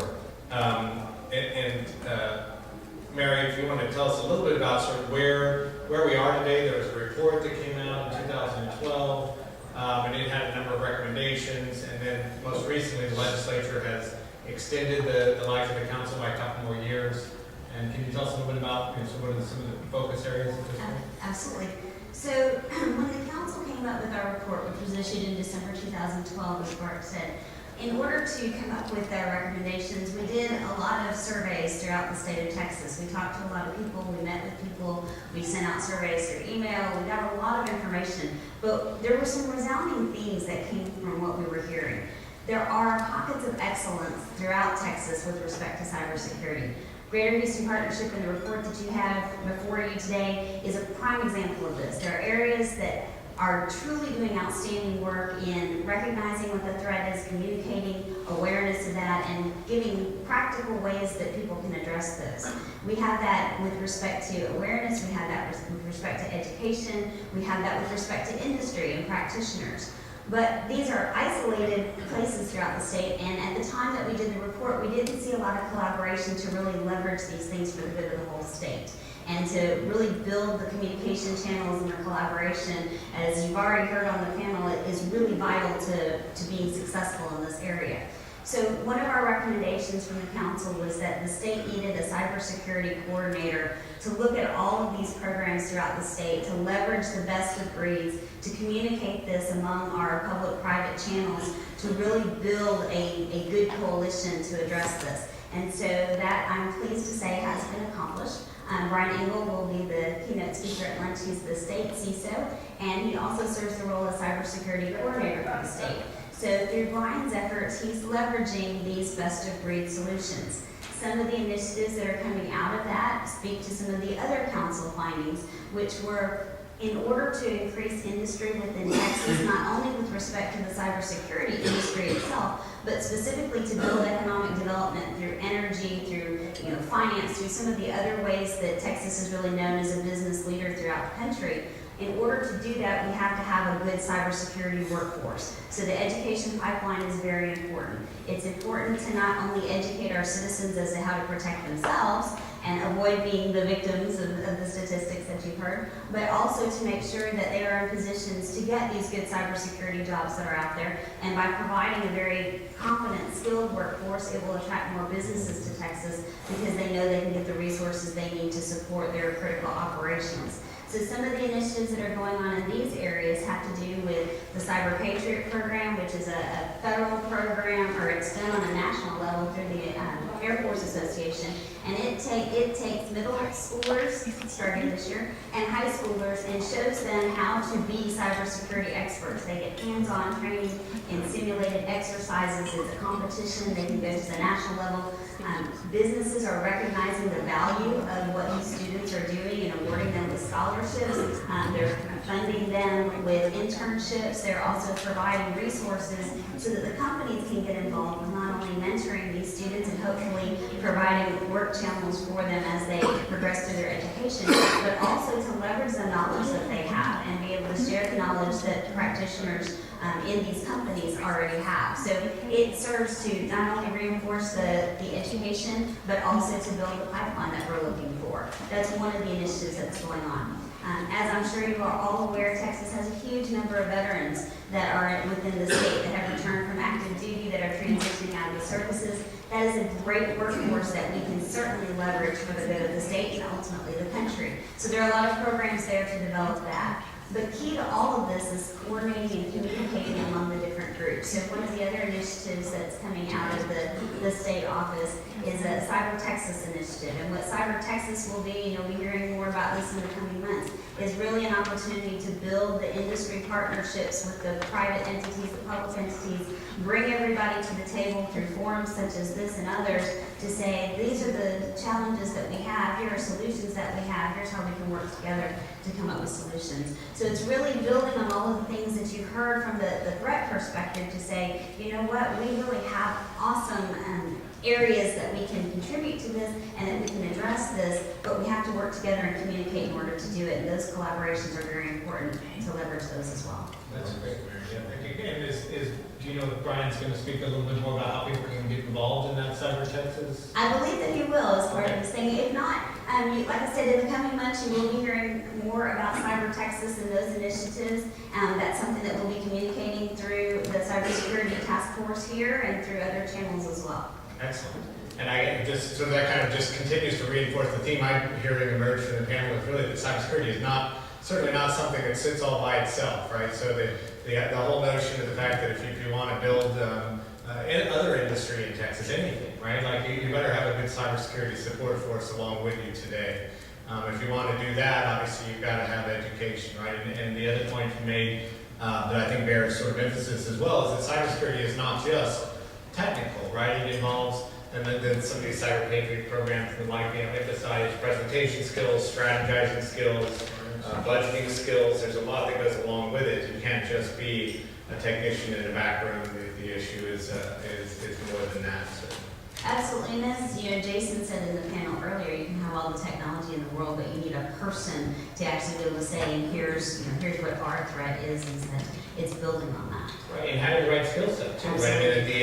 I mean, just as one example, the person who runs the security controls for a virtual server setup on a cloud is differently trained than a person who runs a server, sort of physical servers in a normal enterprise type operation. It's a different set of skills. And the other side of it too is that over my years, I've seen people who have these responsibilities of being the person to control the information systems, being people who were, smart, bright, kind of guided, were quick. They were the person who just kind of took it on, but weren't necessarily academically prepared for it. Great point. That's true. Now, and so last but not least, David LaPlante, who's only been, as he mentioned in his current job, we just brought him on for sports, see if we can get out of here. So David, of course, has quite a background in information security, independent of this job. Has come on and has a huge task. Obviously, I think he said something like 20-something in the order of 20,000 users within the information system of the city of Houston. Monumental task, a critical task. And as the sheriff emphasized, one that involves a lot of critical infrastructure and other responsibilities as well. One that the mayor's taken a lot of interest in issuing these executive orders. But let me let him speak a little bit first about some of the initiatives. We've talked a lot about the NIST. Maybe you can speak a little bit about some of the initiatives going on in that field or that area first. Sure. So the city of Houston is a very complex beast. There are over 22 departments within the city of Houston.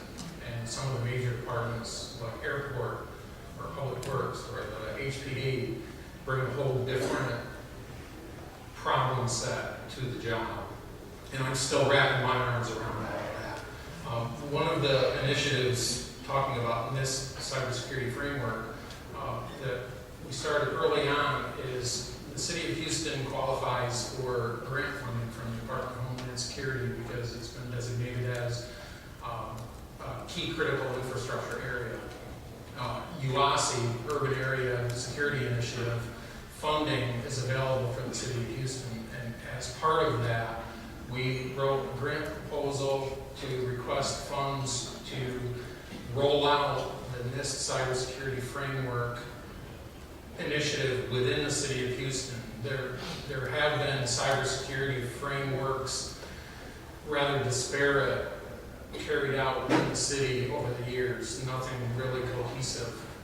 So this initiative was to start that process of developing a framework that the city would go by. And along with that, with the grant funding, we are developing the program, performing the assessment within one of the departments within the city, and as an output and deliverable of that, we are creating boilerplates, templates, and lessons learned as we go through that process that will then be shared with any municipal organization or any other organization that would like to use that output, use those lessons learned so that they can apply it to their cybersecurity projects within their environment. One of the nice things about the framework is you don't have to do it from beginning to end. If you already have security policies and procedures in place and they're fairly well developed, there are parts that you can skip. You can start in any of the areas. Because of that, with that, you can also find gaps in your security program. So that's one of the ways that the city's trying to shore up its own defenses as well as provide those lessons learned and the deliverables to other entities that might be able to utilize those. Excellent. Yeah, I was in a session last week at a conference, and it was about the NIST framework. And for those in small and medium businesses in the audience, I encourage you to pay attention to this initiative in particular because it's something that people ask about. There are 2 or 3 questions around that. We've got this framework. as if it's the NIST or anybody around that sort of going to the next step and sort of, giving us some tools for implementing it. And there aren't that much, there isn't that much out there yet in terms of actual tools. And so this kind of issue, I think, can be very helpful, not just within the city of Houston, but beyond. So I encourage you to provide feedback and stay involved in that. If you would also, David, give us a little bit, I know you're new to this and just getting your arms around a large organization, but what have you seen out there in terms of information sharing, the Fusion Center, or the other sort of opportunities that may exist in terms of information sharing, since that's one of our main topics here today? And as you say, Bart, I'm still getting my arms around all of that. We do receive quite a bit of information. I receive information from multiple organizations about threats that are out there. And I'm still working on building relationships with others in the community to be able to see how we can share some of the information that we have within the city. And InfraGard is one of those ways that we'll try to be more involved in that. Right now, there's a lot of ingesting, but not very much sharing outside at this point. And the city's in a bit of an unusual perspective there too, as being a public entity, right? So you kind of come from the opposite presumption. Yes, and I come from, I had 16 years of service within Hewlett-Packard, working primarily with the Department of Defense. So within the Department of Defense, you don't share your information with anybody, and here at the City of Houston, we're supposed to share all of our information with everybody. So some of the challenges with that is people have an expectation that they, as taxpayers, and I'm a taxpayer within the City of Houston as well, they want to know what their money's being used for. And for the most part, that's not an issue. But when it comes to protecting the systems and data within the City of Houston, that translates to protecting citizens' data. As I mentioned, there are multiple departments. We have human resources, we have health and human services, we have the airports, HPD, HFD, PII data is handled, HIPAA data is handled. So we need to protect that data while still being able to share as much as possible.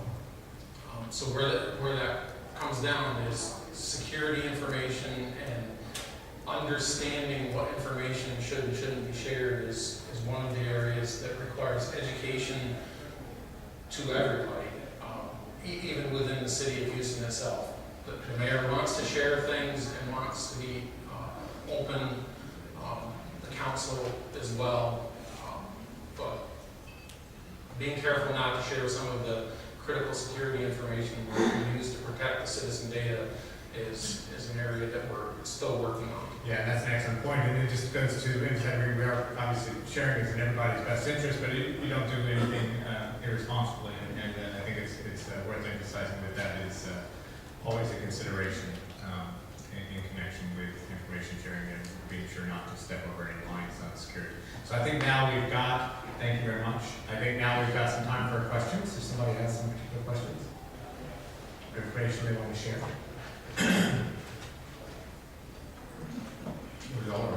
Wow, excellent. All right, here's everybody.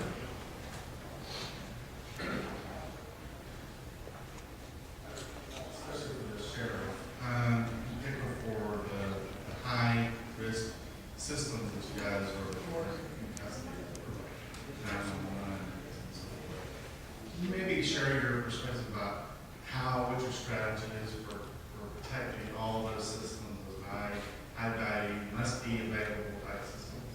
Well, look, if you'll use the backdrop of bioterrorism, in bioterrorism, a pandemic occurrence, we have talked about being prepared for the fact that you're going to lose 40-50% of your workforce.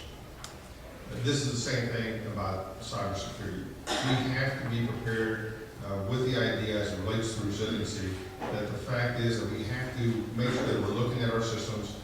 In the event that we have someone come in, that the system will continue to operate. It may not operate at maximum capacity, but the idea that we can continue services, delivering services as effectively as we can while we work to contain and eliminate the threats. This is the conversation that we're having, whether it relates to our 911 system. We're looking at those things. We're coordinating with the county's IT office. But it's a huge task because as I was listening to the work of the city, you know, over the years we were quick to stand up the fact that we could have computers in the offices. And then we realized, well, you know, we need to get some data over here to this side of the operation, to that side. But it's a very, very new era that we're starting to think about, okay, share everything, but we have to put doors along the way, and we're still catching up with that. And so we have legacy systems that we're having to retrofit and look at how we contain and protect certain areas. And as it relates to my office, I don't even want to begin to tell you the headaches that I'm seeing because we've grown so fast, so quickly, and we didn't pay attention to and have a conversation about cybersecurity 30 years ago, but we should. And that goes to emphasize also the disaster recovery and business continuity, right? So you can take it, somebody on the other panel mentioned that too, that, you know, don't forget, they talk about another word, data durability they call it, right? You want durable data. And you can eliminate some of the risks because it's not just somebody getting in and hacking your stuff, it's also somebody deleting your stuff in case of I had a question for Sheriff and for Angela as well. Can you talk, or maybe if you can, that's fine as well. Can you talk about making sharing between the federal and local levels? We cannot confirm or deny. No, the reality is we're partners. And I want to thank the previous SAC that when the FBI decided to stand up its cybersecurity team, they reached out to the local agencies, asked us for people with skill sets. And it goes back to what I appreciate the University of Houston doing, is that I got a lot of our people that know how to run computers and set up databases and, you know, do all kinds of things. But are they the certified credential individual? So I've been a little cautious about making sure I send the right person over there. But there is a partnership. We do talk.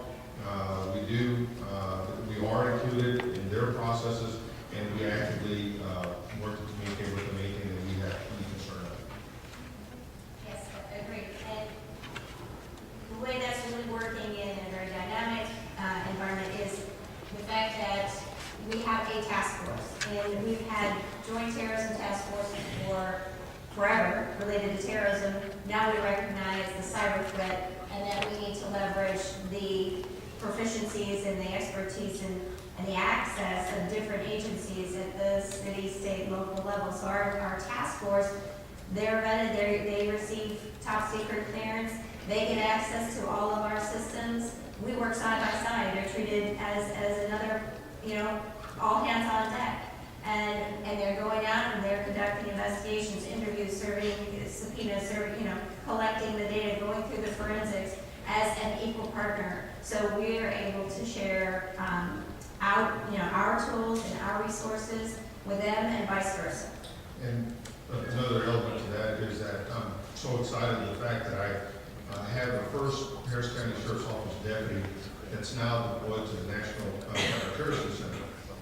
That's to talk about the traditional threats and perspectives that we have on terrorism.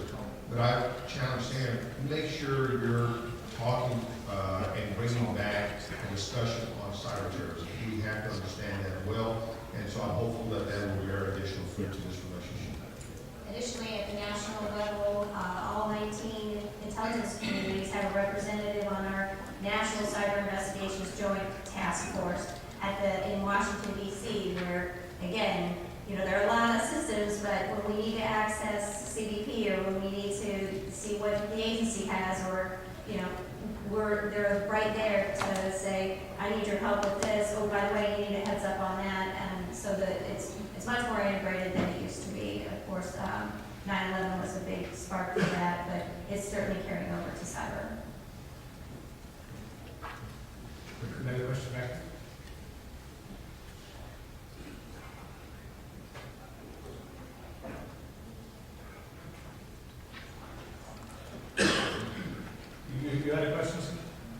Yeah.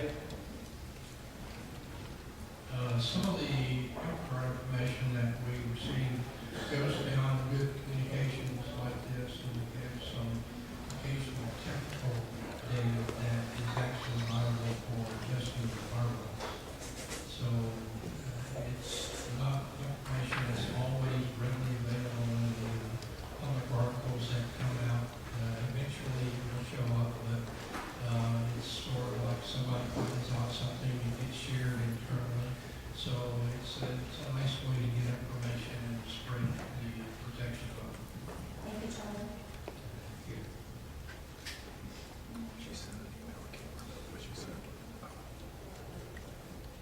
We have such a myriad of players all the way from individual hackers to counterfeiters. And the approach that we take is very much defensive and reactive. What are your recommendations on becoming more proactive in the fight cybersecurity? I'll give you my humble opinion, and it's why I'm using the term resiliency. I don't think we can, in this room, collectively think about what every possible threat is that's out there. I think most systems are probably performing well about the 98, 95% level. But it's that 2%, that 5% that we have to think about. And so the fact that we don't have the ability to have 100% security, and the fact that we can set up all kinds of firewalls.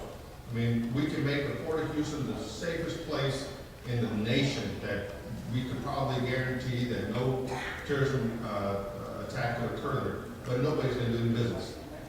And so we have to think about resiliency. And so, you know, we are working hard to be as proactive as we can, identifying those little things that could turn into big things or can educate us about the possibility of something else. And that's where I'm pushing my folks to think about. That's why I'm grateful once again for having reserve deputies who are part of NSS Labs. They're bringing me this information, you know, fresh off the press. And so I'm pushing my guys to really think about understanding, being analytical about things that they see versus having something that we all know what it is and then responding to it, but really trying to be analytical from the very, very beginning, and then just have these what-if conversations and try to take our abilities to a different level. Sorry, go ahead. I was going to answer from a slightly different perspective. In my role at the University of Houston, I have thousands of systems. I have 80,000 users. I have an extremely dynamic environment. The reality is I can't protect everything, but I focus on what, you know, you heard the earlier panel saying that I identify the things that are key to our business, and that's where I put the majority of our efforts. But if you look overall at what the cybersecurity threats are, most of them are simple things that you didn't lock your front door and somebody walked in the front door. You didn't take time to put your wallet under your car seat instead of letting it, you know, sit on the dashboard. Simple things like that are the things that cause the majority of the breaches and stuff that you see. Now granted, you're always going to have the advanced persistent threat. You're going to have the nation states that are going after specific key critical national assets and things like that. But if you take the first step and just make sure that you're locking your doors, you know where your critical data is and you're taking extra efforts to secure that. If you do just the basics, you're already light years ahead of where a lot of people are. So I think one of the takeaways that I'd like to see you go away from this is you don't have to be the ultimate IT security guru with all kinds of certifications and stuff like that to do the basic things. So start with the basic things, and then build on that by talking to each other and understanding, hey, you know, we just got hit with this kind of attack. Oh, well, that's great. We're already protected against that. By leveraging your communications with each other, you're also going to help identify solutions. But start just by locking the front door. Yeah, and you don't want to be, you know, what they say, you don't want to be you don't have to be first, but you don't want to be the slowest runner, right? Or the angry bear following or whatever. But and little things like somebody mentioned also the two-factor authentication. There's whole swarms of hackers. They don't mess with it. Why? Because it's too much trouble. They can do it. They can hack two-factor authentication, but they're not going to because they're lazy. Or they're going for the low-hanging fruit, right? So So, living in an assumed state of compromise, and then also to your point, I think being proactive and sort of thinking out of the box, there's going to be more and more of that. I mean, you hear talk about even maybe mutating software packages slightly so that all software packages aren't exactly the same. Every version of Office isn't exactly the same, right? So that's not, kind of that's how evolution works, right? So why not software? So anyway, there's little things like that. But I think being proactive and thinking outside the box is going to be increasingly important as well. Thank you all. Thank you. Just a final thought that you should also remember that criminals are in the risk management business too. The reason why you see a big drop off in the crime rate, physical violence crime, is because the criminals have figured out a different way, an easier way, a less risky way to go personally. So that's why you've all got to be thinking a little bit differently. Well, thank you everybody. Thank you.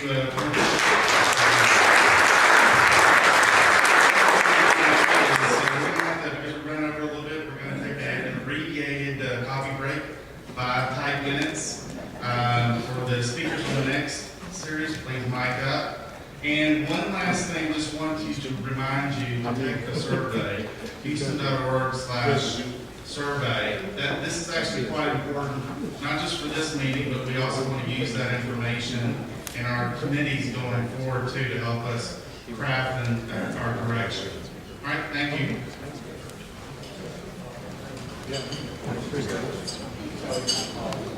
Hines Commercial Real Estate. It is my privilege to be presenting the next session.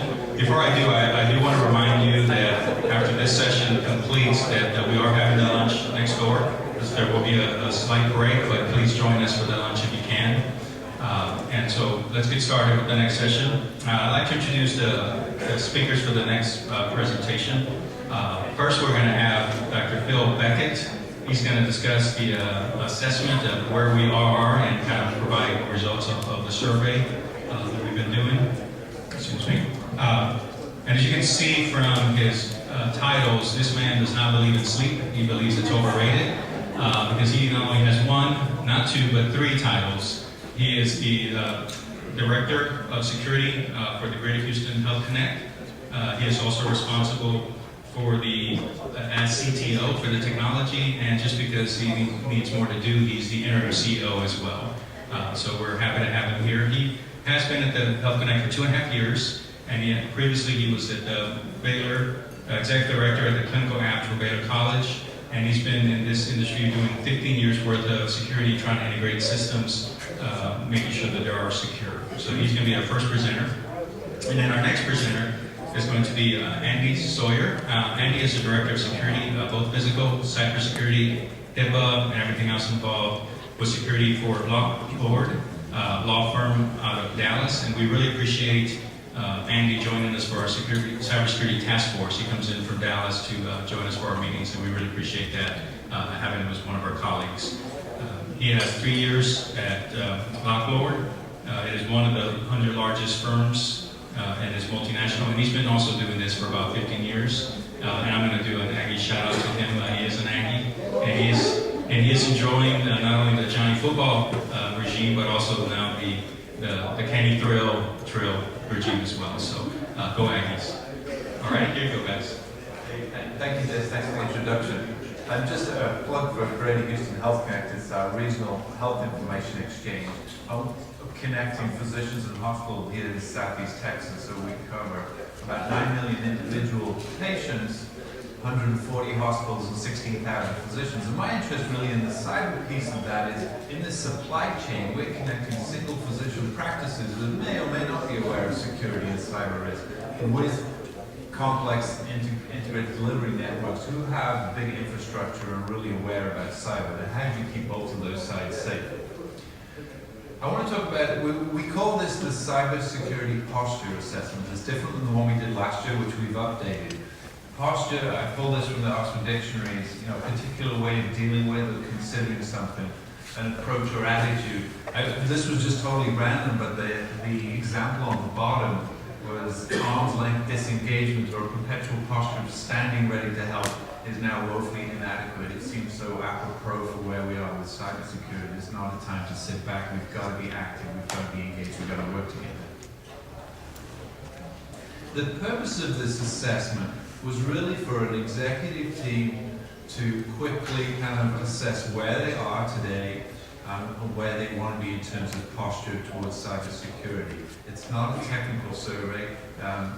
It's based on the NIST framework, but it was really designed to be a quick executive level trend. Then you hand it off to the geeks what to. So this is where we want to go. Going back to the other assessment we did last year in 2013, that's been updated. It's available on the GHP website. That really focuses on the protect category that's within the NIST framework. And Andy's going to talk about these in a minute as well. What are practical solutions I can do to protect my environment? They may not even cost a lot of money. So that is updated. It's available on the website today. What I'm going to talk about now is the posture one. The NIST framework has 5 functions. How do you identify your data, your infrastructure? How do you protect that? How do you detect intrusion? How do you respond to intrusion? Because it's going to happen to us all, as we talked about this morning. And then how do you recover from that? And how do you still stay in business? So the whole framework, and within that, there's categories and subcategories. It's a pretty big document with a lot of references. The other part of the NIST framework is the tiers, the implementation tiers, which are partial, risk-informed, repeatable, adaptive, sort of getting more, as we've been talking about this morning, as you go from partial, which is really an ad hoc response, maybe I cover some things, maybe I don't, all the way through adaptive, where I'm working with my partners, with the rest of the community, like through InfraGuard, I'm sharing information, and I'm in front of trying to avoid an attack. And then within the NIST framework, you come out with an organization-specific framework profiles. How am I, as a business, going to manage my cybersecurity? So what we've tried to do with this survey is synthesize all of that information down into some simple assessment. And thank you to all those who've taken it this morning so far. It's just a short version of it. Just some points from that. The sophistication of risk in an organization are going to obviously vary with your size and type, what kind of data you've got. Not everybody's going to be in the adaptive category, nor necessarily should be. You've got to do things that make good business sense that address your risks. Depending on where you are in the supply chain, what kind of data types you've got, and what your risk tolerance is. So this assessment tool is based on the NIST functions, the categories and tiers combined into a matrix. And NIST didn't put it that way together, but as GHP, we've kind of reframed this thing that way. In a simple language for a non-technical audience, really framed around the operational risk goals. It's also then an entry point to the NIST framework, to the GHP document, the guides that GHP's provided here as well. It's really that entry point of, okay, where do I need to focus? And it can also be used for what's my current posture. So as you go through the assessment today, this is what I look like today. Also, you can use that same, okay, where do we want to be on this? So I'm just to run through a sample question that's on there. Have you taken the survey so far? And within the NIST function of identifying, there's a NIST category of risk management strategy. We've changed that to a question: what is your organization risk management strategy? And then formulating the answers around the implementation tiers. So option A in this is limited awareness of cybersecurity at the organization level. So really this is the ad hoc level. Maybe I'm aware of my cyber risk. Maybe I'm aware of what assets I've got, what computers I've got, a list somewhere. If something happens, I'll find out after the event.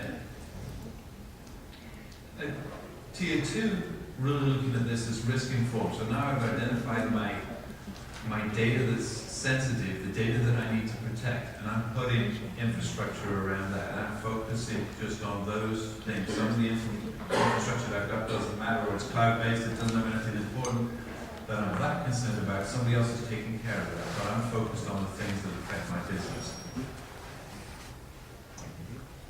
Tier 3 is repeatable, so there's an organization-wide. We have a culture in our organization of cybersecurity. These are processes that we have for all our data systems, and we're also working with our partners, so I'm aware of the contracts that I've got upstream and downstream from me.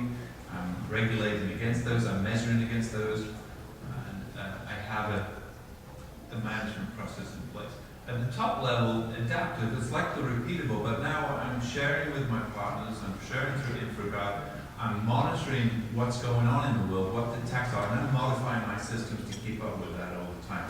So I'm trying to stay ahead of the curve. So really those are what the 4 levels going to break down into. And each of the answers that goes through the survey. So this is the results from the survey this morning. So thank you all, there's about 25 surveys here that completed this morning. I was impressed. I was expecting much more in the partial, but 9 risk informed, 11 repeatable, and 3 adaptive organizations. So you should all be here speaking. That's great. That's really encouraging. I think for Houston, that we've got organizations at this level.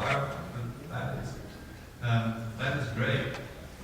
So the full assessment tool will have 22 total questions on. You just did a short one this morning with 5 questions that was short just for this. That'll be published in October, and you'll get a notification that it's available if you want to use this with an organization. We hope it's helpful, and you find it valuable, and it helps to improve cybersecurity. I know I wanted to go fairly quickly because we're coming up against lunch, but questions, feedback, thoughts from those of you who took the survey. It all made.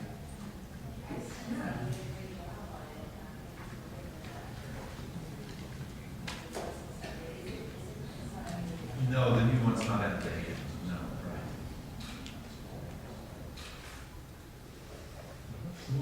Thanks. And Andy, to you.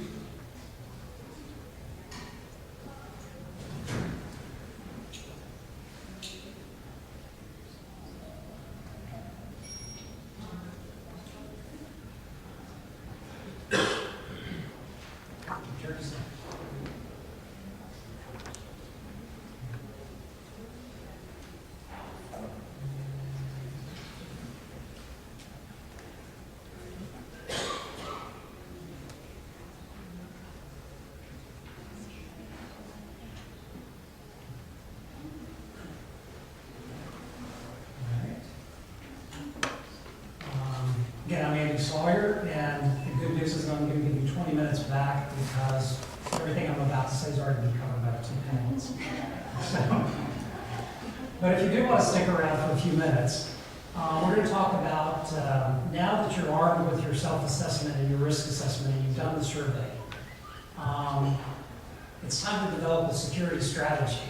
So I'm going to talk for a few minutes about some behavioral elements and some technical elements of a cybersecurity strategy. Some of this is going to be repetitive, but repetition is good. I want to begin by speaking about security awareness. And security awareness is really the training and attitude that people possess regarding the protection of physical and information assets. If you have to take away from my presentation today, this next point is it. Information security is as much a social science as it is a computer science. I'm going to use a couple of statistics. I'll say 90% a couple of times during my presentation, so this is the first one. 90% of malware requires human assistance to be deployed. 90% of malware requires human assistance. You need to help it. So technology is the cyber attack delivery vehicle, but it's really human behavior, not computer vulnerabilities, that are the target. So without understanding human factors and cultivating the culture of awareness, technology lets us down. What are the building blocks of security awareness? Training is number one. Your people are your best firewall. They're adaptive, they can change, they can improve, they can get better without being reprogrammed and without a patch. So your people need to know what confidential information is in your organization and how to handle it. They need to know how to identify risks and threats. And recognize that you are a target. You have information that is valuable to other people. Personally, you have personally identifiable information, credit card information, protected health information. You also have trade secrets, intellectual property. And you may be a really good gateway to other industries, like banks or the defense industry or something like that.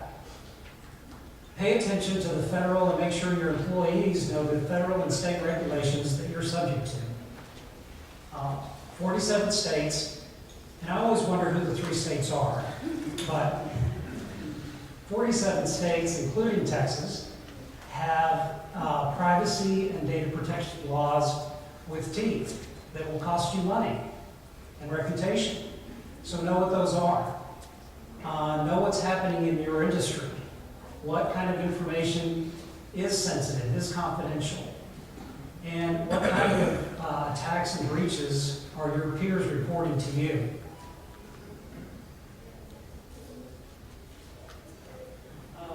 On this next slide, if this is your screen and your password management system, don't raise your hand. The reality is that 50% of us have 1 or 2 passwords that we use for everything. That's the nationwide average, and most of the people in this room are people, so I'm going to assume you're in that 50% group as well. But you need your risk is greater with fewer passwords. You should have at least 6 different passwords for different identities. Your password is your proof of identity. And we're going to talk in a few minutes about other proofs of identity, but the password is the one that we use the most.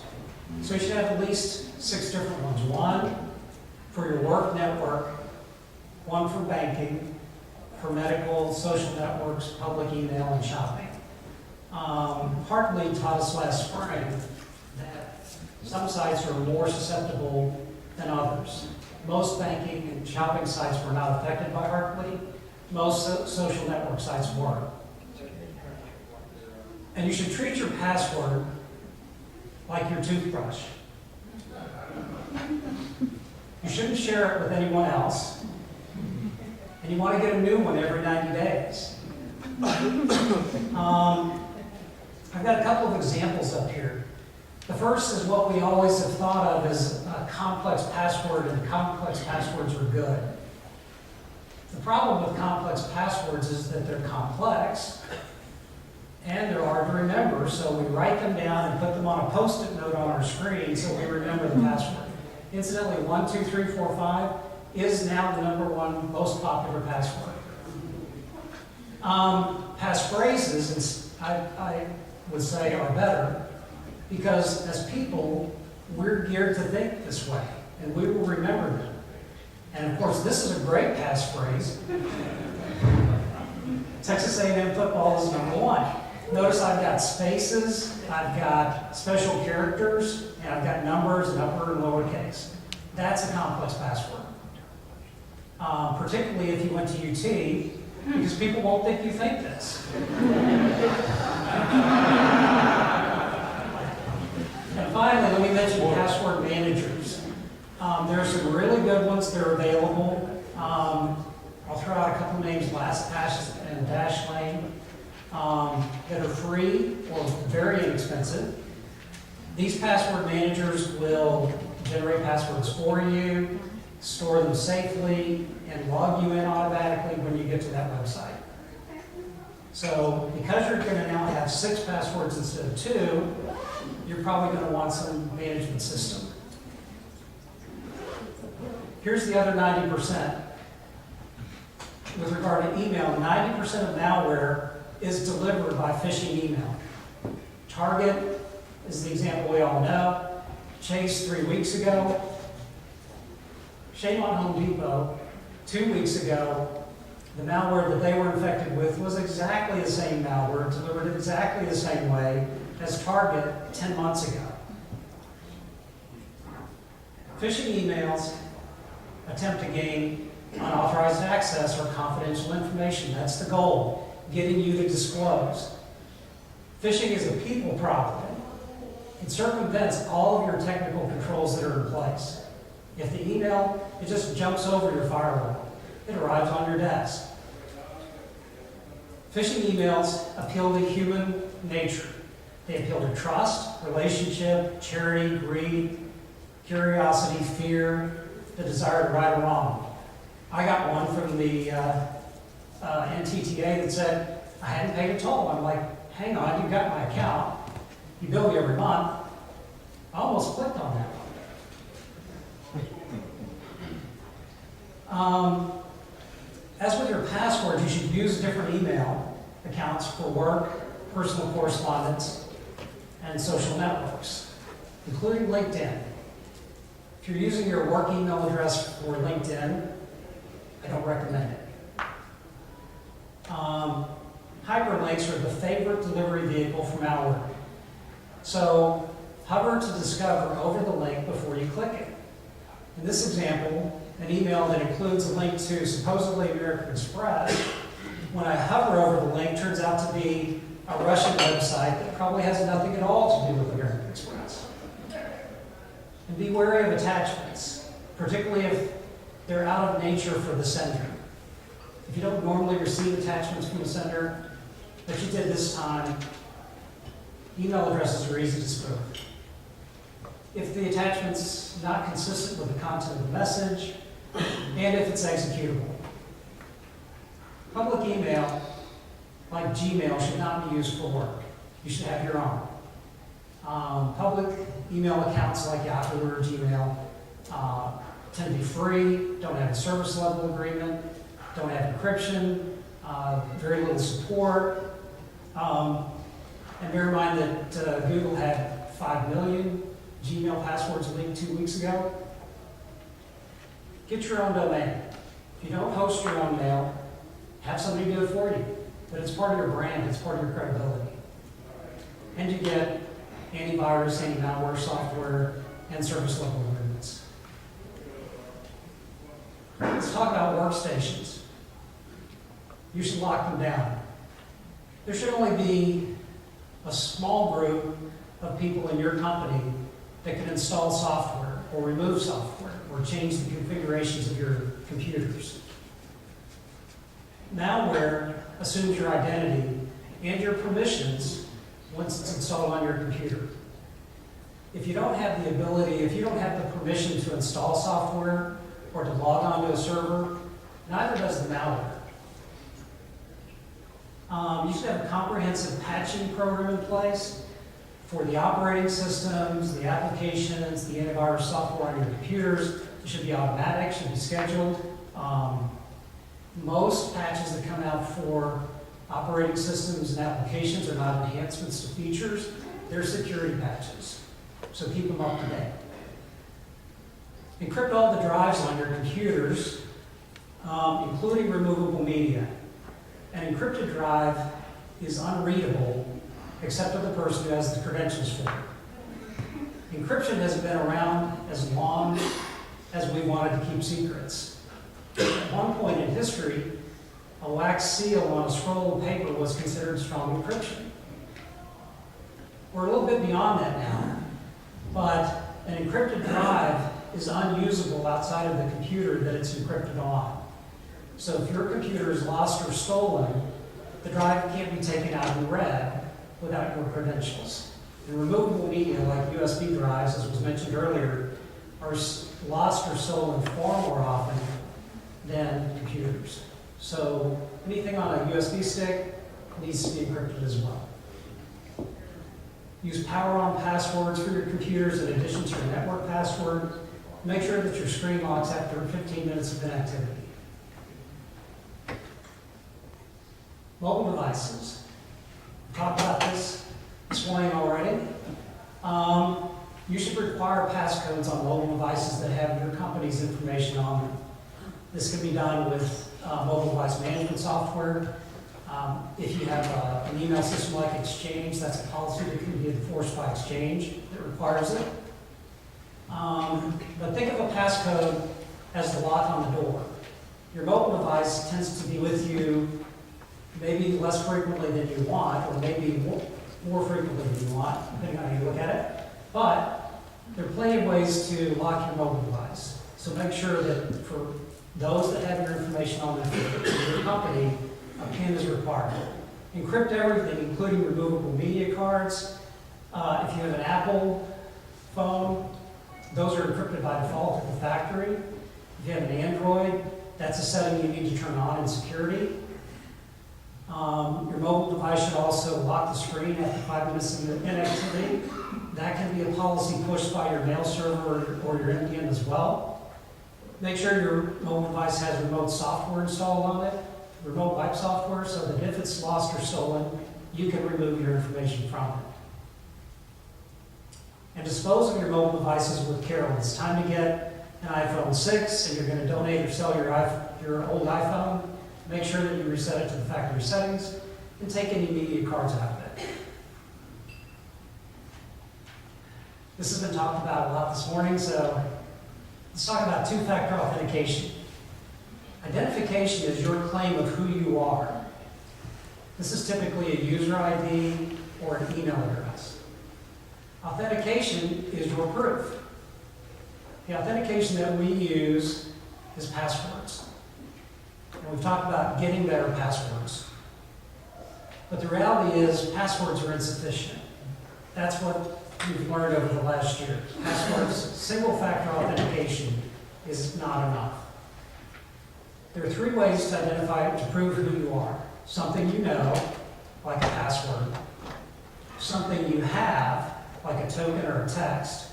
And something you are, which is biometrics, like a fingerprint or a retinal scan. You're already using two-factor authentication. Every time you get money out of an ATM, something you know is your PIN, and something you have is your card.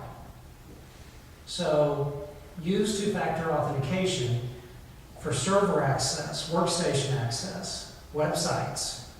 Gmail, incidentally, if you were one of the 5 million that was breached 2 weeks ago, Gmail for 2 years has had two-factor authentication. Most people just didn't turn it on. So it's there. And remote access to your computers.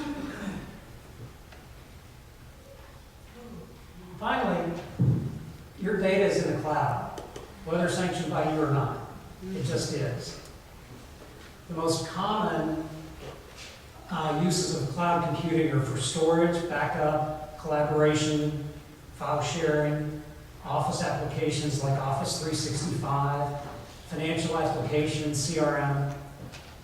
Here's a quick checklist of things, and this was mentioned briefly before, but before moving your data to the cloud, make sure you know these things about your cloud provider. What are their service level agreements? Who has access to your information at their facility? What employees, contractors, third parties? What kind of auditing reports can they provide you as to who's actually accessed your information? Are they compliant? If you're in the healthcare industry, is your cloud storage provider HIPAA high-tech certified? Do they provide backups? What's their definition of confidential information compared to yours? What kind of breach reporting can you get from them? In the event of a breach, is data encryption in place for data that's in motion to them and at rest with them? And where geographically is your data stored? Is it in the United States? Is it in a different country where they have different privacy protection laws? When you decide you want your data back, how do you know you get it? And how do you know they've removed it from their system? And finally, what kind of support, if any, do they offer? And when do they offer it?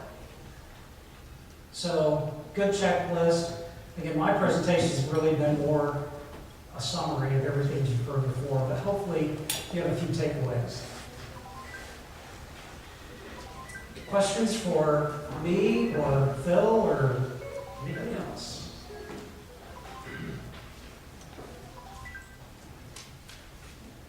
Other question? No. My name is Gerard Visser, and I was the consul of the Netherlands until last year. I'm now the consul of Belarus. About a year ago, we find out that the guy that set up our computer system was only a one-man show instead of a large corporation.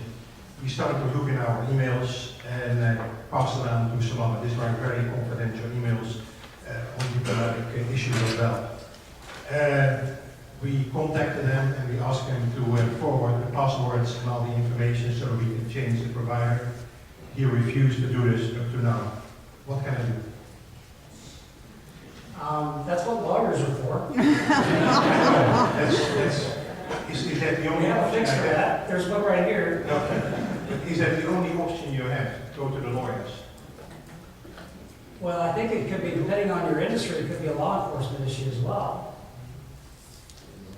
It's certainly information that if you've paid him, I can't give you legal advice. Oh, no, I It seems to don't me ask that that, you paid him.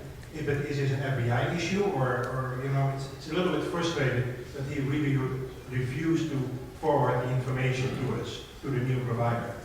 I don't know, Angela? I think that it might, I agree, it might be a law enforcement issue. I don't know if it can rise to the federal level. We have thresholds for financial loss, and if there are multiple victims, then we can build a case to investigate.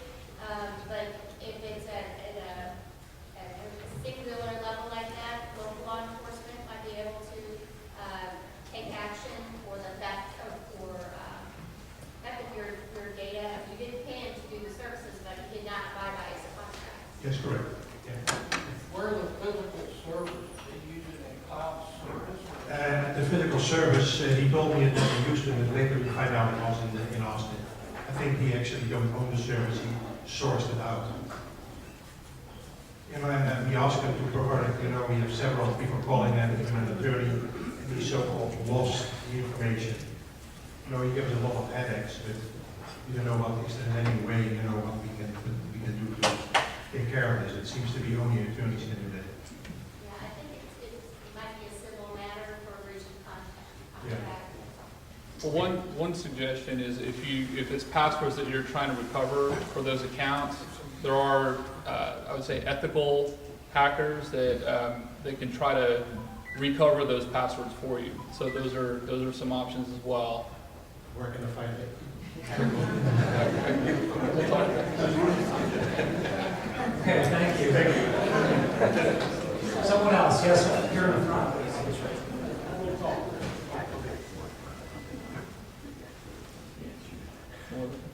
Good morning. I'm in the telemedicine space, used in cloud, sync, and medical data. My short answer would be yes. I'm the HIPAA security officer for our firm. We have a pretty robust healthcare practice. But again, make sure that if you're going to put your data on cloud storage or with a cloud provider, they have to be HIPAA high-tech certified. I'll drop a name here that may offend a few people, but I'll go ahead and do this anyway. A good example of what not to do if you're in the healthcare space is use Dropbox. They are not HIPAA high-tech certified. And the OCR looks for that when they come in to do your audit. They will see if you're actually using Dropbox. That's a fine. So there are only 2 HIPAA high-tech certified cloud storage providers that I know of. One is Box.com, the other is ShareFile, which is the Citrix provider. So there may be others, but those 2 I know are. But it's important, as I said before, federal and state regulations have teeth. I attended a seminar for the last 2 days. OCR feels that enforcement, meaning money fines, is the best way to get compliance. They showed a chart that showed the number of fines this year versus last year. It's double. So be sure that OCR is actually in hiring mode for auditors because it's a money-making proposition, right? So anyway, just make sure that you're abiding by what's actually up in your space. I could add to that, there's a cloud and there's a cloud. So, you know, Amazon, iCloud's cloud, you certainly would not put healthcare information there, not safe.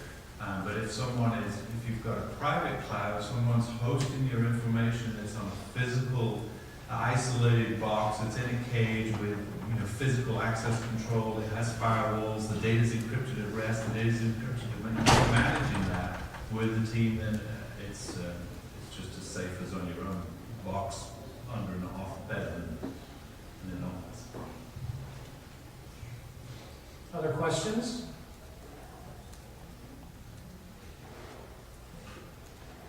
All right, thank you for being here. All right, round of applause for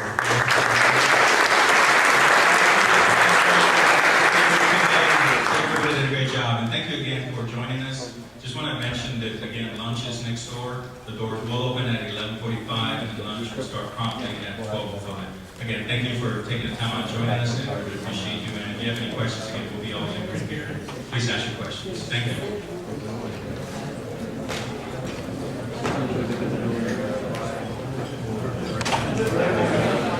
To the Greater Houston Partnership Cybersecurity Forum.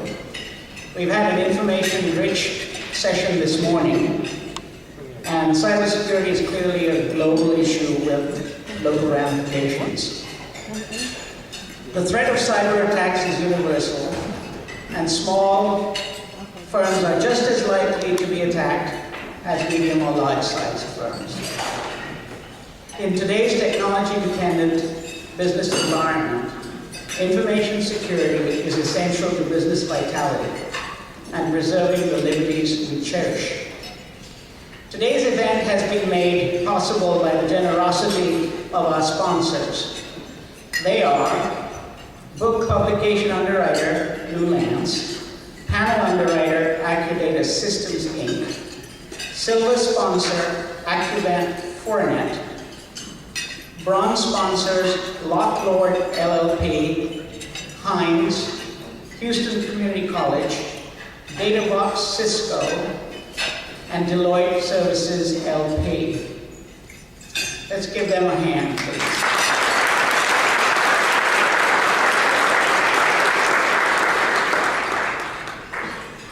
We have several of our board members here today, so will the GHP board members please stand and be recognized.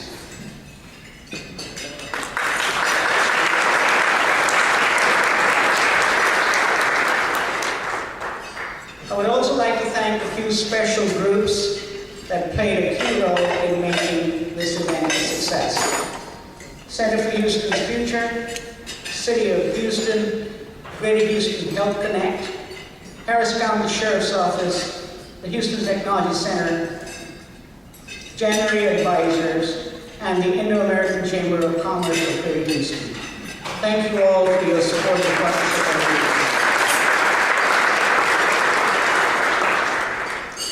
We'll take a quick break for a little bit while you eat your lunch, and we will be back in a few minutes to start the program. Thank you.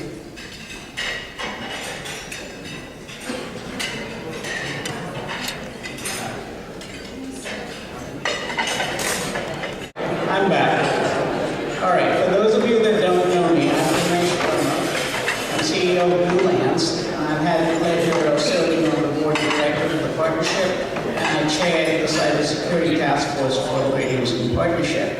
Once again, thank you all for being here today and taking time out of your busy day to learn about cybersecurity and the impact that it has on all of us in our daily lives personally, as well as in our businesses.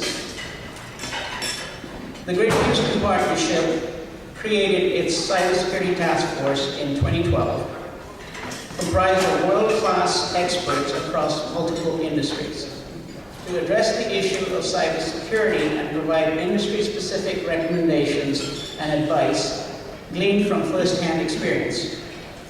The task force explores how cyber threats impact Houston's business community with a purposeful focus on the needs of small to mid-sized businesses, which employ approximately 2/3 of Houston's workforce. The second edition of the Cybersecurity Guide, which all of you saw today during the sessions, if y'all have it, does anybody have it? Can you hold one up, please? There you go. There we go. Thank you, Holly. that guide takes it's the second issue. So last year we produced the first issue. And just a little side note on that. That issue was also available electronically, as is this one, at www.houston/cybersecurity. And in that guide, at the back of it, is a cybersecurity assessment. Both those, the assessment was taken over 1,000 times in the last year, and the book was downloaded over 900 times. So we are very proud of the work that this task force has produced.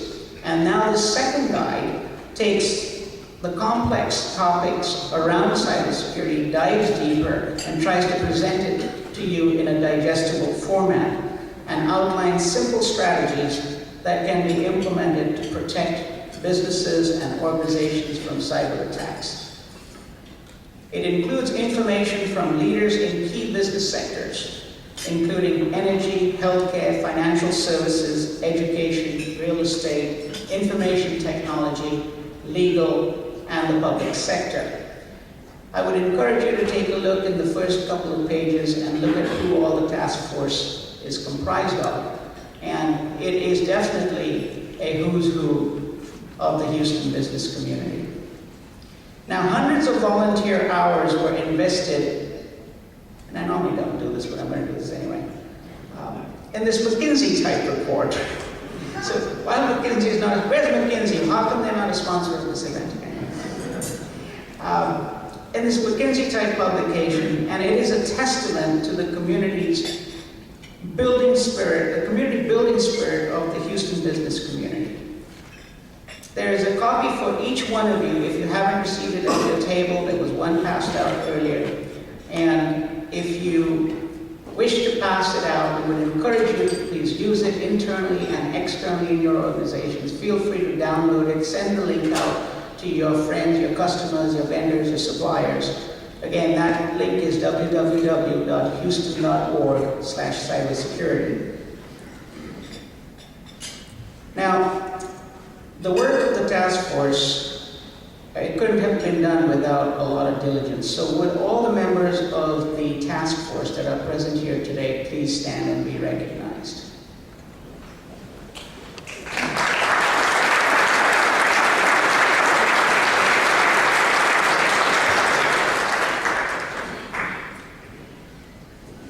I would also like to recognize Lillian McLean, Clint Pache, Susan Azamaitis, Kristen Smith, and their staff at the Greater Houston Partnership that have worked all year to support the task force. And to Cheryl Ray, thank you very much for the great guide and all the work that you have done. We discussed the new framework, the new NIST framework today, which is becoming the gold standard for standard of care in data breach cases. We discussed potential changes in requirements and evaluation criteria that supply chain vendors and service providers should be aware of, as this will affect the retention of existing businesses and garnering new business. So changes are in the air, as I think you'll all recognize today. Companies, organizations are asking vendors and suppliers new ways to certify and provide assurance that they do have what it takes to protect themselves and not become a proxy into another organization, as was the case with Target, where it was an HVAC vendor with compromised user ID credentials, and then we learned in one of the sessions earlier today that Home Depot, 10 months later, exact same kind of scenario, same malware, same kind of issues. We discussed the topics of what steps businesses and organizations are taking to limit their liability and explored who's responsible for the breach.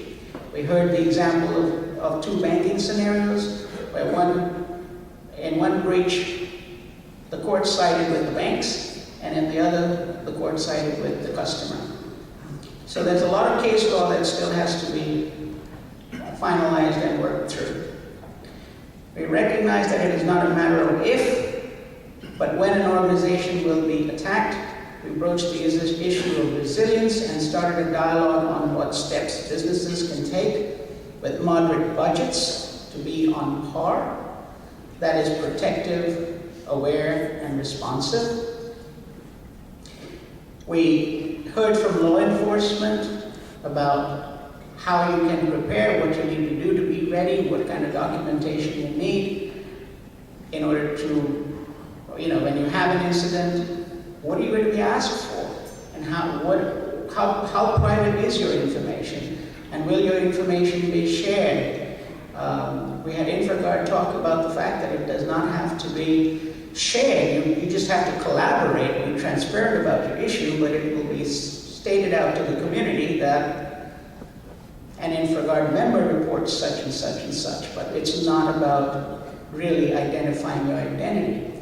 We all know that that's going to come out, as Sheriff Garcia said, it's going to come out anyway, but it'll come out in time, and you need to have your breach notification policies, because you cannot start thinking about what the policy is and how you're going to notify people if you don't have a policy. And you must rehearse that policy so that you know who you're going to call, when you're going to say it, what you're going to say, and who you're going to say it to. And those costs start mounting up. So a lot of information was covered today. And then, to be on par, you must arm yourself. And that's the new 3-letter acronym that I have for you today at lunch. And ARM stands for, we heard this earlier today, assess, remediate, and monitor. We heard that over and over and over again. So, to be on par, you must arm yourself. With that, I'd like to introduce Brian Engel, Chief Information Security Officer for the state of Texas, our keynote speaker this afternoon. And thank you for making the trip down from Austin, especially to be here and to address our luncheon crowd. In his role, Brian advises the executive leadership of nearly 200 independent agencies and higher education organizations on protecting state government information resources. Brian oversees statewide cybersecurity strategy and the enterprise security program operations and services. His mission includes creating a risk-aware culture that places high value on securing state information resources and protecting personal information entrusted to the state. Brian also serves on the Texas Brian also serves as the Texas Cybersecurity Coordinator. If I could only get my tongue untied, sorry about that. A role that provides strategic direction and oversight of cybersecurity matters for the Secure Texas Initiative. As Cybersecurity Coordinator, Brian fosters collaboration of public, private, and education leaders and practitioners for the purposes of improving cybersecurity, education, and economic development to build a more secure and prosperous Texas. Brian's previous information security roles include CISO for Texas Health and Human Services Commission, CISO for Temple Inland, Manager of Information Security Assurance for Guaranty Bank, and Senior Information Security Analyst for Silicon Labs. Please join me in welcoming Brian Engel.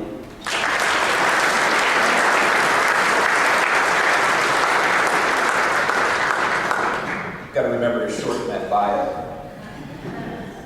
I wanted to start by thanking the Greater Houston Partnership for including me today and allowing me to even participate throughout the day, but especially to give me the chance to come and speak to you. I'd also like to commend the task force. One of the things you'll notice in that book is that my name is in there, which was this is a testament to the execution of this task force. Been around for around a year, version 2 of a very, very complete guide with a lot of very, very useful information. But their execution includes inviting me to be a part and within 2 weeks getting me in the actual guide.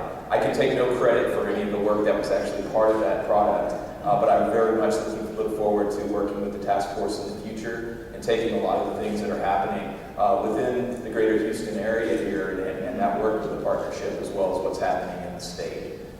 Just a few comments about time that I was just considering how to really kick this thing off today. And so number one, I'm cognizant of the fact that I'm I'm interrupting your conversation at lunch, and so I very much appreciate your time and your ear to listening to me today. But one of the things that also occurred to me about time was that the partnership didn't press me for a presentation or really a whole lot about what I was going to present, and I appreciate that because it really allows me to sort of formulate what I'm going to say as things lead up to that day. But even this morning and hearing a lot of the presentation materials allowed me to sort of adjust on the fly. So I'm going to ask that you sort of bear with me as I try to bring some relevant materials that weren't necessarily in the deck that I prepared previously, because I think it's important to really talk about our future as we go forward and the collaboration and some of the synergy that we can pull together. But I won't do a great deal of that sort of off the script. But I do want to be able to mention a couple of other things. The other aspect of time that I really wanted to consider was, time used to be the thing that broke things up so that it didn't happen all at once. And doesn't it feel like in our world today, things are happening all at once? I mean, there's the flow, the flurry, every day, different news articles and news items about the types of things that are happening in cybersecurity, just technology in general. It just feels like everything is happening all at once. Made it very difficult for me to consider what to even talk about today in 27 minutes of time for, what message to convey. So the thing that I wanted to do was to speak on a product, a thing that you could actually take away that would be beneficial, that you could utilize. But the other thing that occurs to me, and this is sort of a personal premise of mine, I wanted to just kind of talk about this gap. I mean, it's on the title slide there. It's this gap of the difference between perception and reality. So we did this morning. It was one of the first questions asked was, so how many of you are here that we would say, represent more of a business function rather than a cybersecurity-oriented function, if you could raise your hand. All right, so many business leaders in the room today. How many would say that they're really much more on the cybersecurity side of things? Okay, all of you that didn't raise your hand, raise your hand. Good. Now everybody's awake. The concept that we would have sort of a state of done, that we would have done all of the things necessary to place information in a protected state, that we would reach this utopian state of secure, is actually a belief that I think some still hold. Umesh made mention of a tenet, a principle that I think is more and more commonplace. Certainly in the conversations that I have at executive levels, it's starting to soak in, but it is not a matter of if, it literally is when, certainly when you'll be attacked, but also the outcome of that being something that we would all dread, a cybersecurity incident. But there are still many that think that they maybe look at it from an investment standpoint and they say that, well, you know what, we've allocated millions of dollars over the past several years. Certainly we've invested our way to a place where we're secure. Others just have sort of a feeling that as they look within their organizations, they see a flurry of activity from people that they trust and they know are working hard, and they say, they've got it, we're protected, we're secure. Others are working their way up a program, the cybersecurity professionals. They're trying to cover a lot of bases. One of the cliches of our business is that we have to be right 100% of the time. The attacker only needs to be right 1%. And that is so true. And if we give, and this is one of those timeliness elements of the conversation today, just about 24 hours ago, one of the probably more impactful bugs or vulnerabilities that we'll see, and certainly comparable to something like Heartbleed, which we only saw less than a year ago, was announced very broadly. And so there's organizations that are still trying to determine, well, what is this? What is the impact to us? They're still trying to work their way through information that's going to take time to understand. And so, again, just very generally and timely right now, we're in a world where things are changing and the blocks of time are compressed so that we are never going to be in that place of secure. What we need to focus on is protecting what we can protect, focusing on the most critical aspects. I have to say that I don't know if you made up ARM today. I hadn't seen that, but this concept of being able to also monitor after you've tried to mitigate is really it's critical and it's important. So those are some of the points that I want to I won't say dwell on, but definitely point out today. But this gap, what we all need to work together on is the bridge that actually that expands this gap between our thought that we, or our perception that we are largely covered, and the reality of what our world is actually looking like. So this aspect of perception is important. When you only look at it from your point of view and your perception space, your perspective, you can often get where you have an emotional bias to it, where you start to feel secure. And it's not necessarily based on the science or the mathematics or any of the other types of things that would go into some of the technical components. Yet alone factoring in that there's a very human quality to this, and that a human is unpredictable, and a human is unpredictable at various stages of different things that go on in their lives. If you consider that you can do a very good job of user awareness training, and you can have someone prepared to do the right thing, and you put them in a scenario or a situation that causes them to react differently, to increase their sense of anxiety, to propel them into a state where time seems compressed and flying by, they're going to react very differently than they will when they're taking their user awareness training exam. So, you know, if we think about that tension, the types of things that a phishing attack, if you will target in an individual, they try to create that sense of anxiousness. They try to compress that time. They try to impose that sense of urgency. And that causes that human element to change. So when our focus and our perspective is very technical in nature, and we focus very technically on how to solve the cybersecurity problem, we ignore what is largely maybe even 50% of the overall problem, how the end user, the person, is being used. So I want you to consider that. I want you to consider your perspective. If you're on one side of the bridge, where you're that business person and you've been looking at this very financially, you will still get something from this presentation today, because I think if you can see the types of activities that need to occur and how those will be pressed by the various different aspects of change and things that are changing in our world, that feeling of security is probably maybe going to change in your mind. If you're on the other aspect of this, well, I'm kind of preaching to the choir. Bear with me, because it's a lot of the same things that you've heard this morning around frameworks, but they're reinforced, I think, very, very important points to take with you. So whichever perspective you have is going to help create this sense of perception, whether this perception is your reality or whether the perception is that largely this cybersecurity problem is getting solved pretty quick. That will help formulate this. So I'm not going to dwell on the statistics here, but this sort of supports it from a state perspective. And this is not just the state of Texas. This is a national report produced by the folks at Deloitte and in conjunction with the National Association of State CIOs.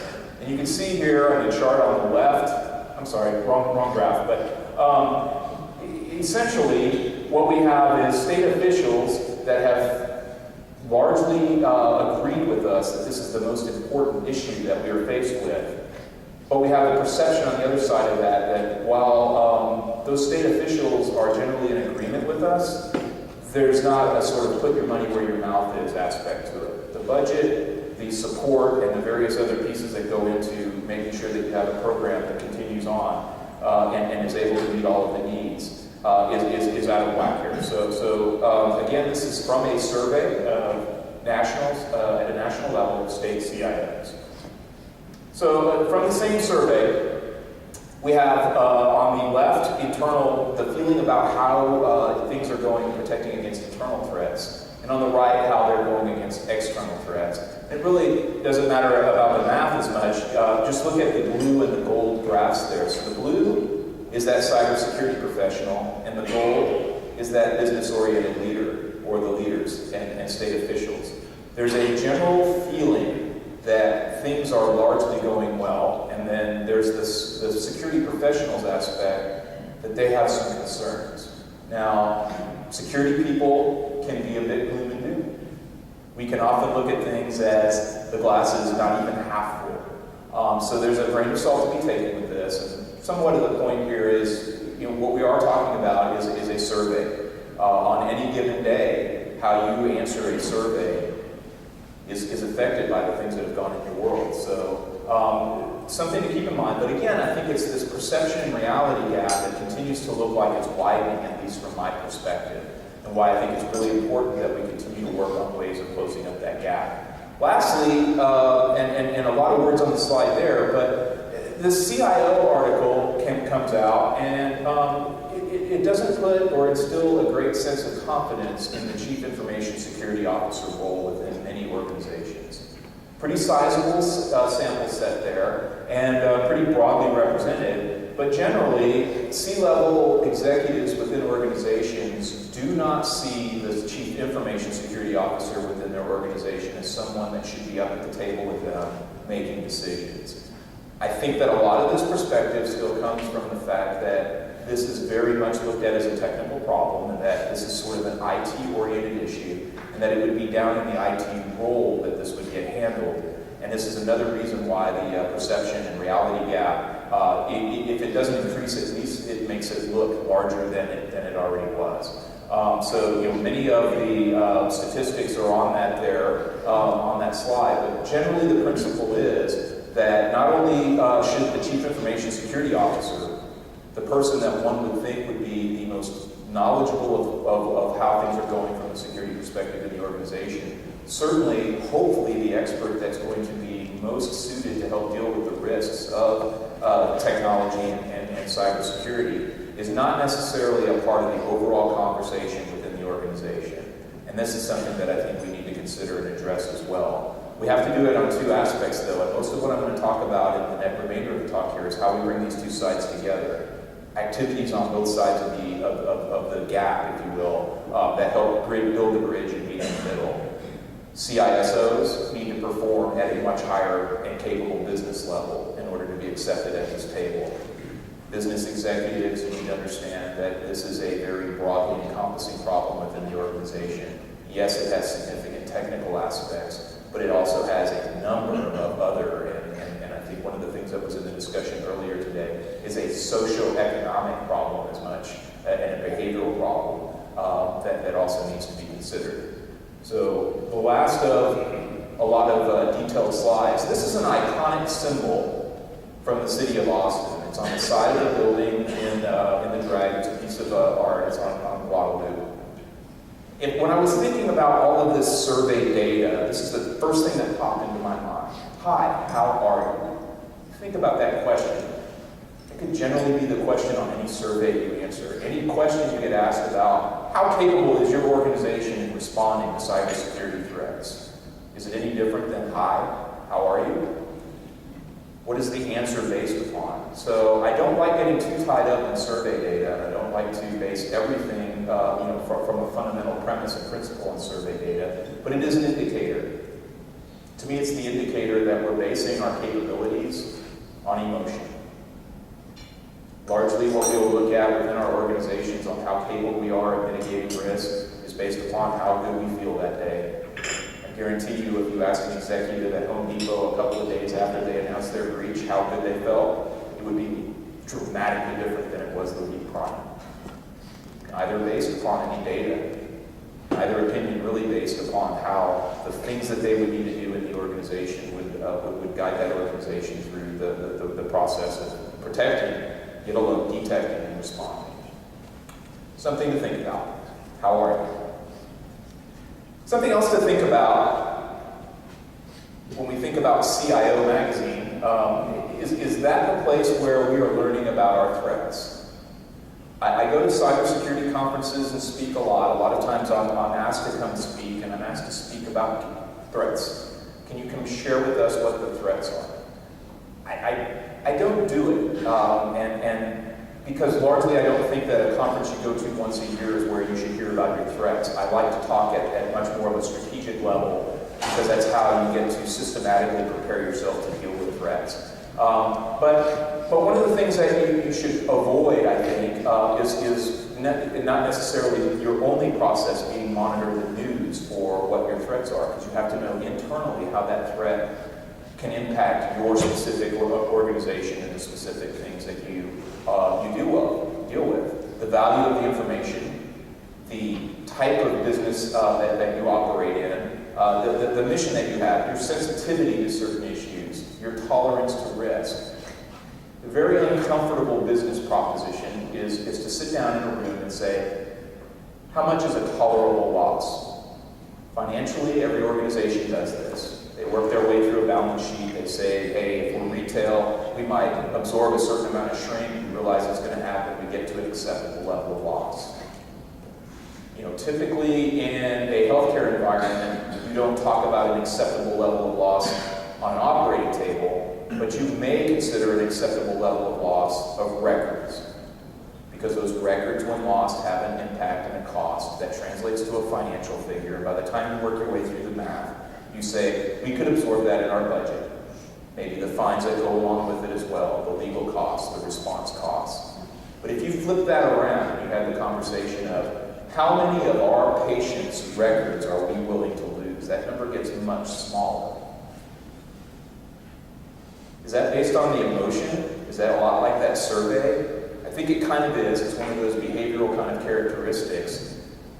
Financially, we're able to absorb a lot more than we probably are willing to risk from a reputation perspective. But that's the type of math we need to consider when we're thinking about what do we got to do to make sure that we get to that acceptable level of loss. What are the processes that we need to have in place so that we can not just feel secure, but that we're actually performing? So that's the genesis of the rest of this conversation, is how do you take some of the things like what the Greater Houston Partnership has developed, which I'm going to parallel and say that at the state of Texas, we've done very similar work on bringing the NIST framework, the National Institute of Standards, Improving Critical Infrastructure Cybersecurity framework, to a place that is implementable and demonstrable to a business level audience. It's not focused on a lot of the things that we've seen from frameworks in the past about controls and technology.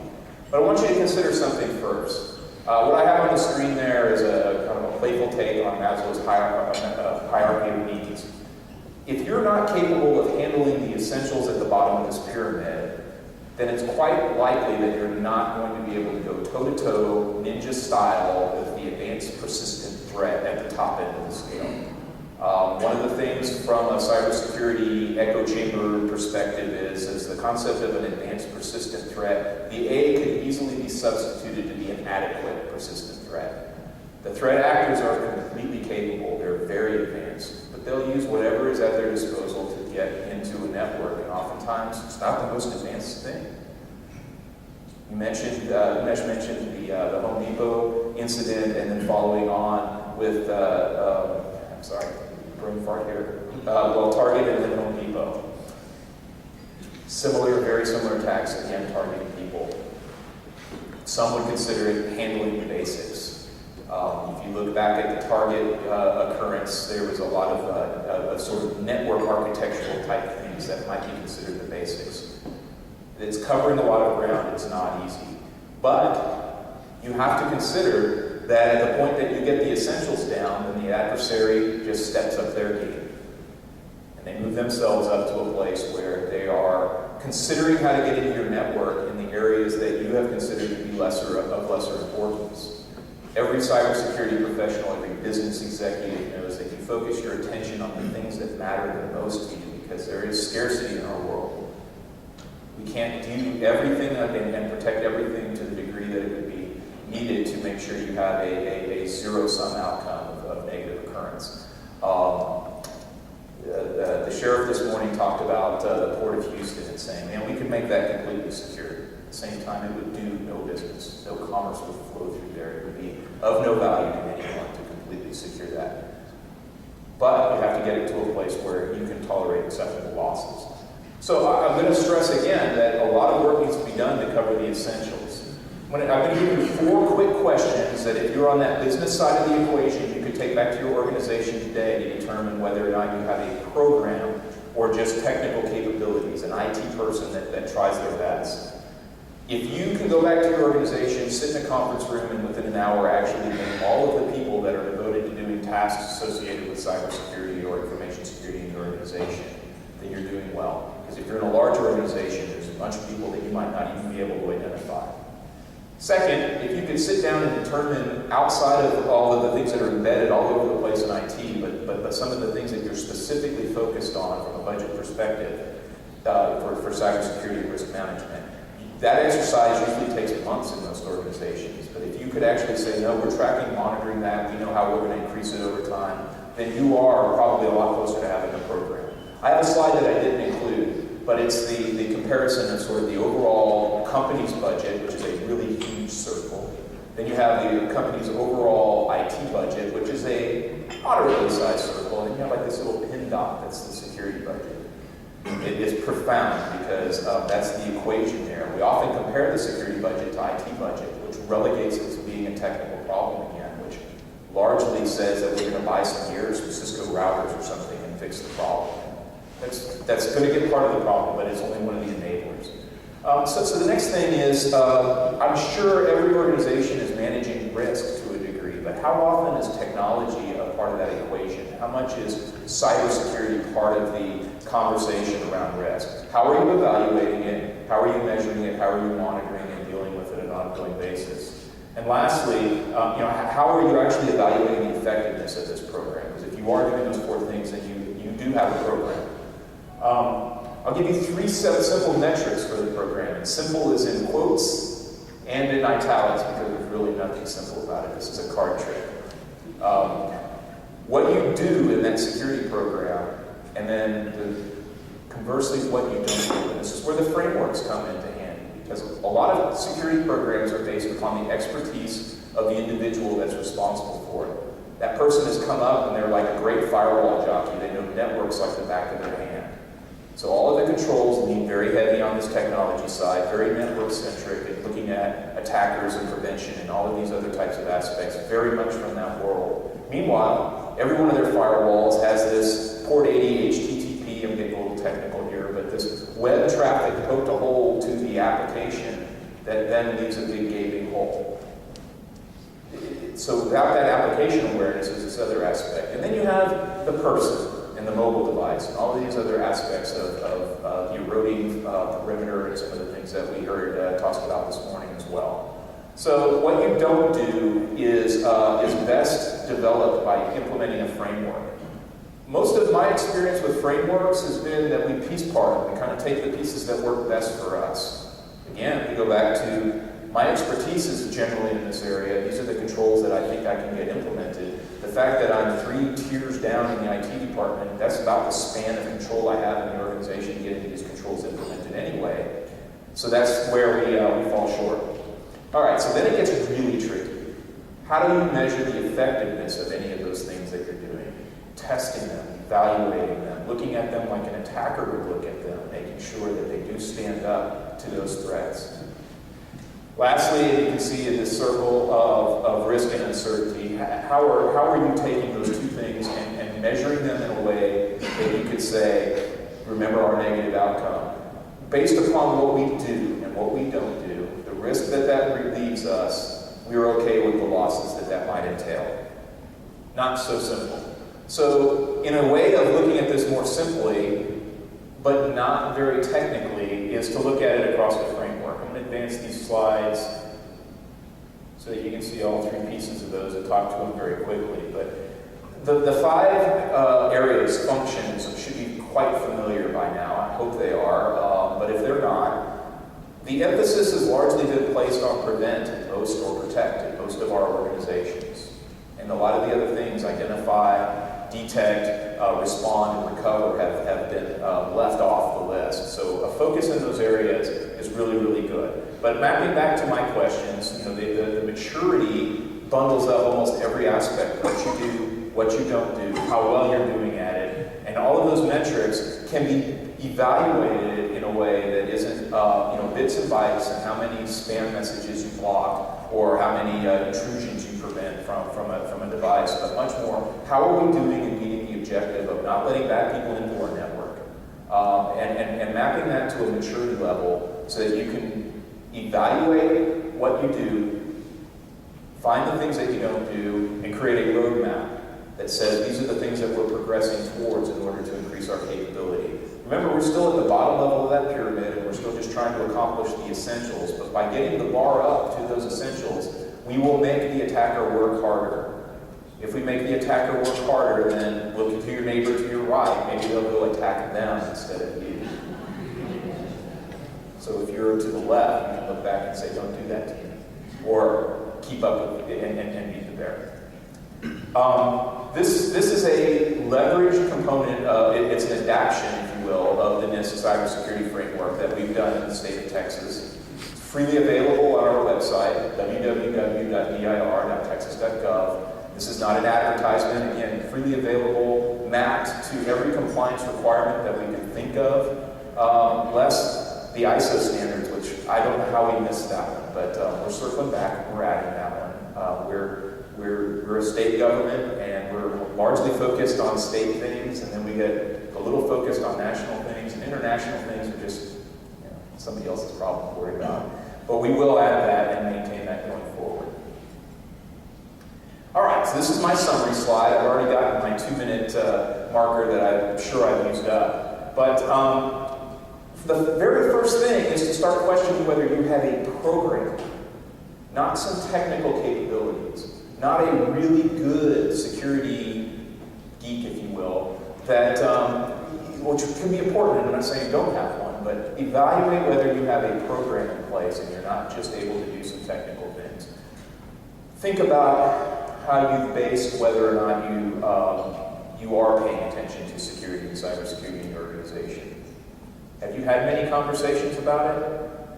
Do you frequently have conversations about it? Do you have a forum within the organization to actually even have a conversation about it?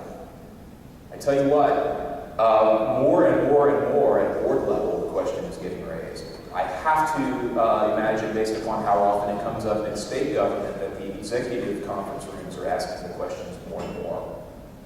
Think about, if you're on that cybersecurity side of the chasm, how are you going to answer those questions? Because how many blocks your firewall does is not the answer. And if you're on the other side of the chasm, how are you enabling the organization or the people that you have, that you've charged with this?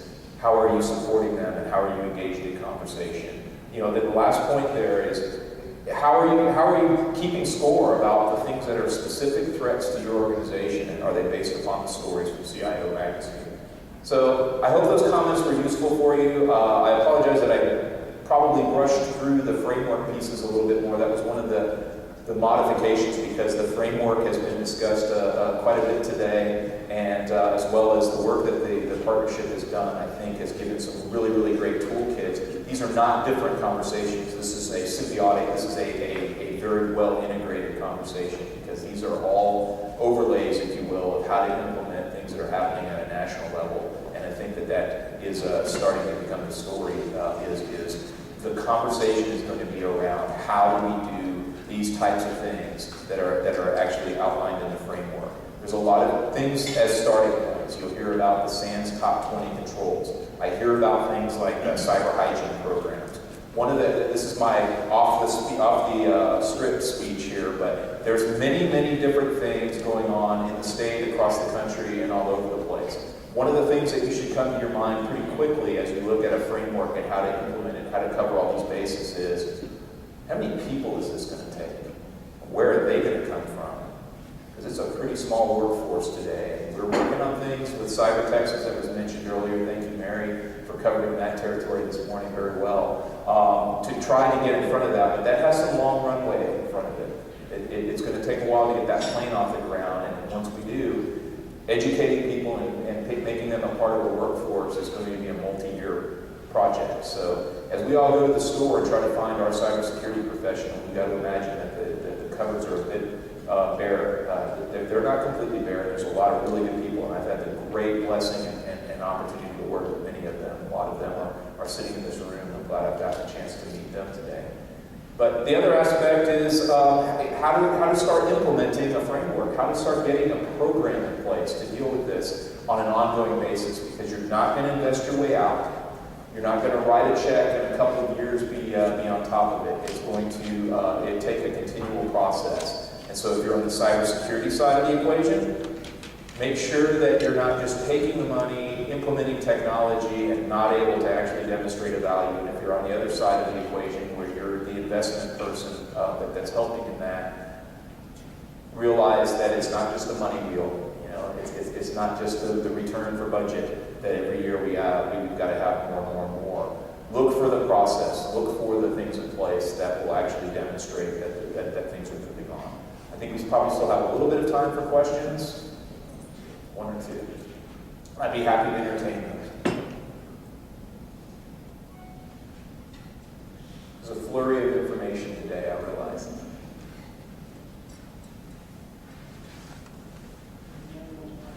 Everyone's, yeah, they got that clock and they're ready to go. I thank you very much for your attention today, for the participation. I thank the Greater Houston Partnership and the task force for including me. And let's build some bridges. We've got a lot of work in front of us, but I think that we can meet. It's not even meeting in the middle. We're not we're standing on the bridge, and these frameworks are the undergird, the pieces, the structure for it. So we're not on opposite sides of the chasm. We're all working on the same thing together, and I look forward to working with you.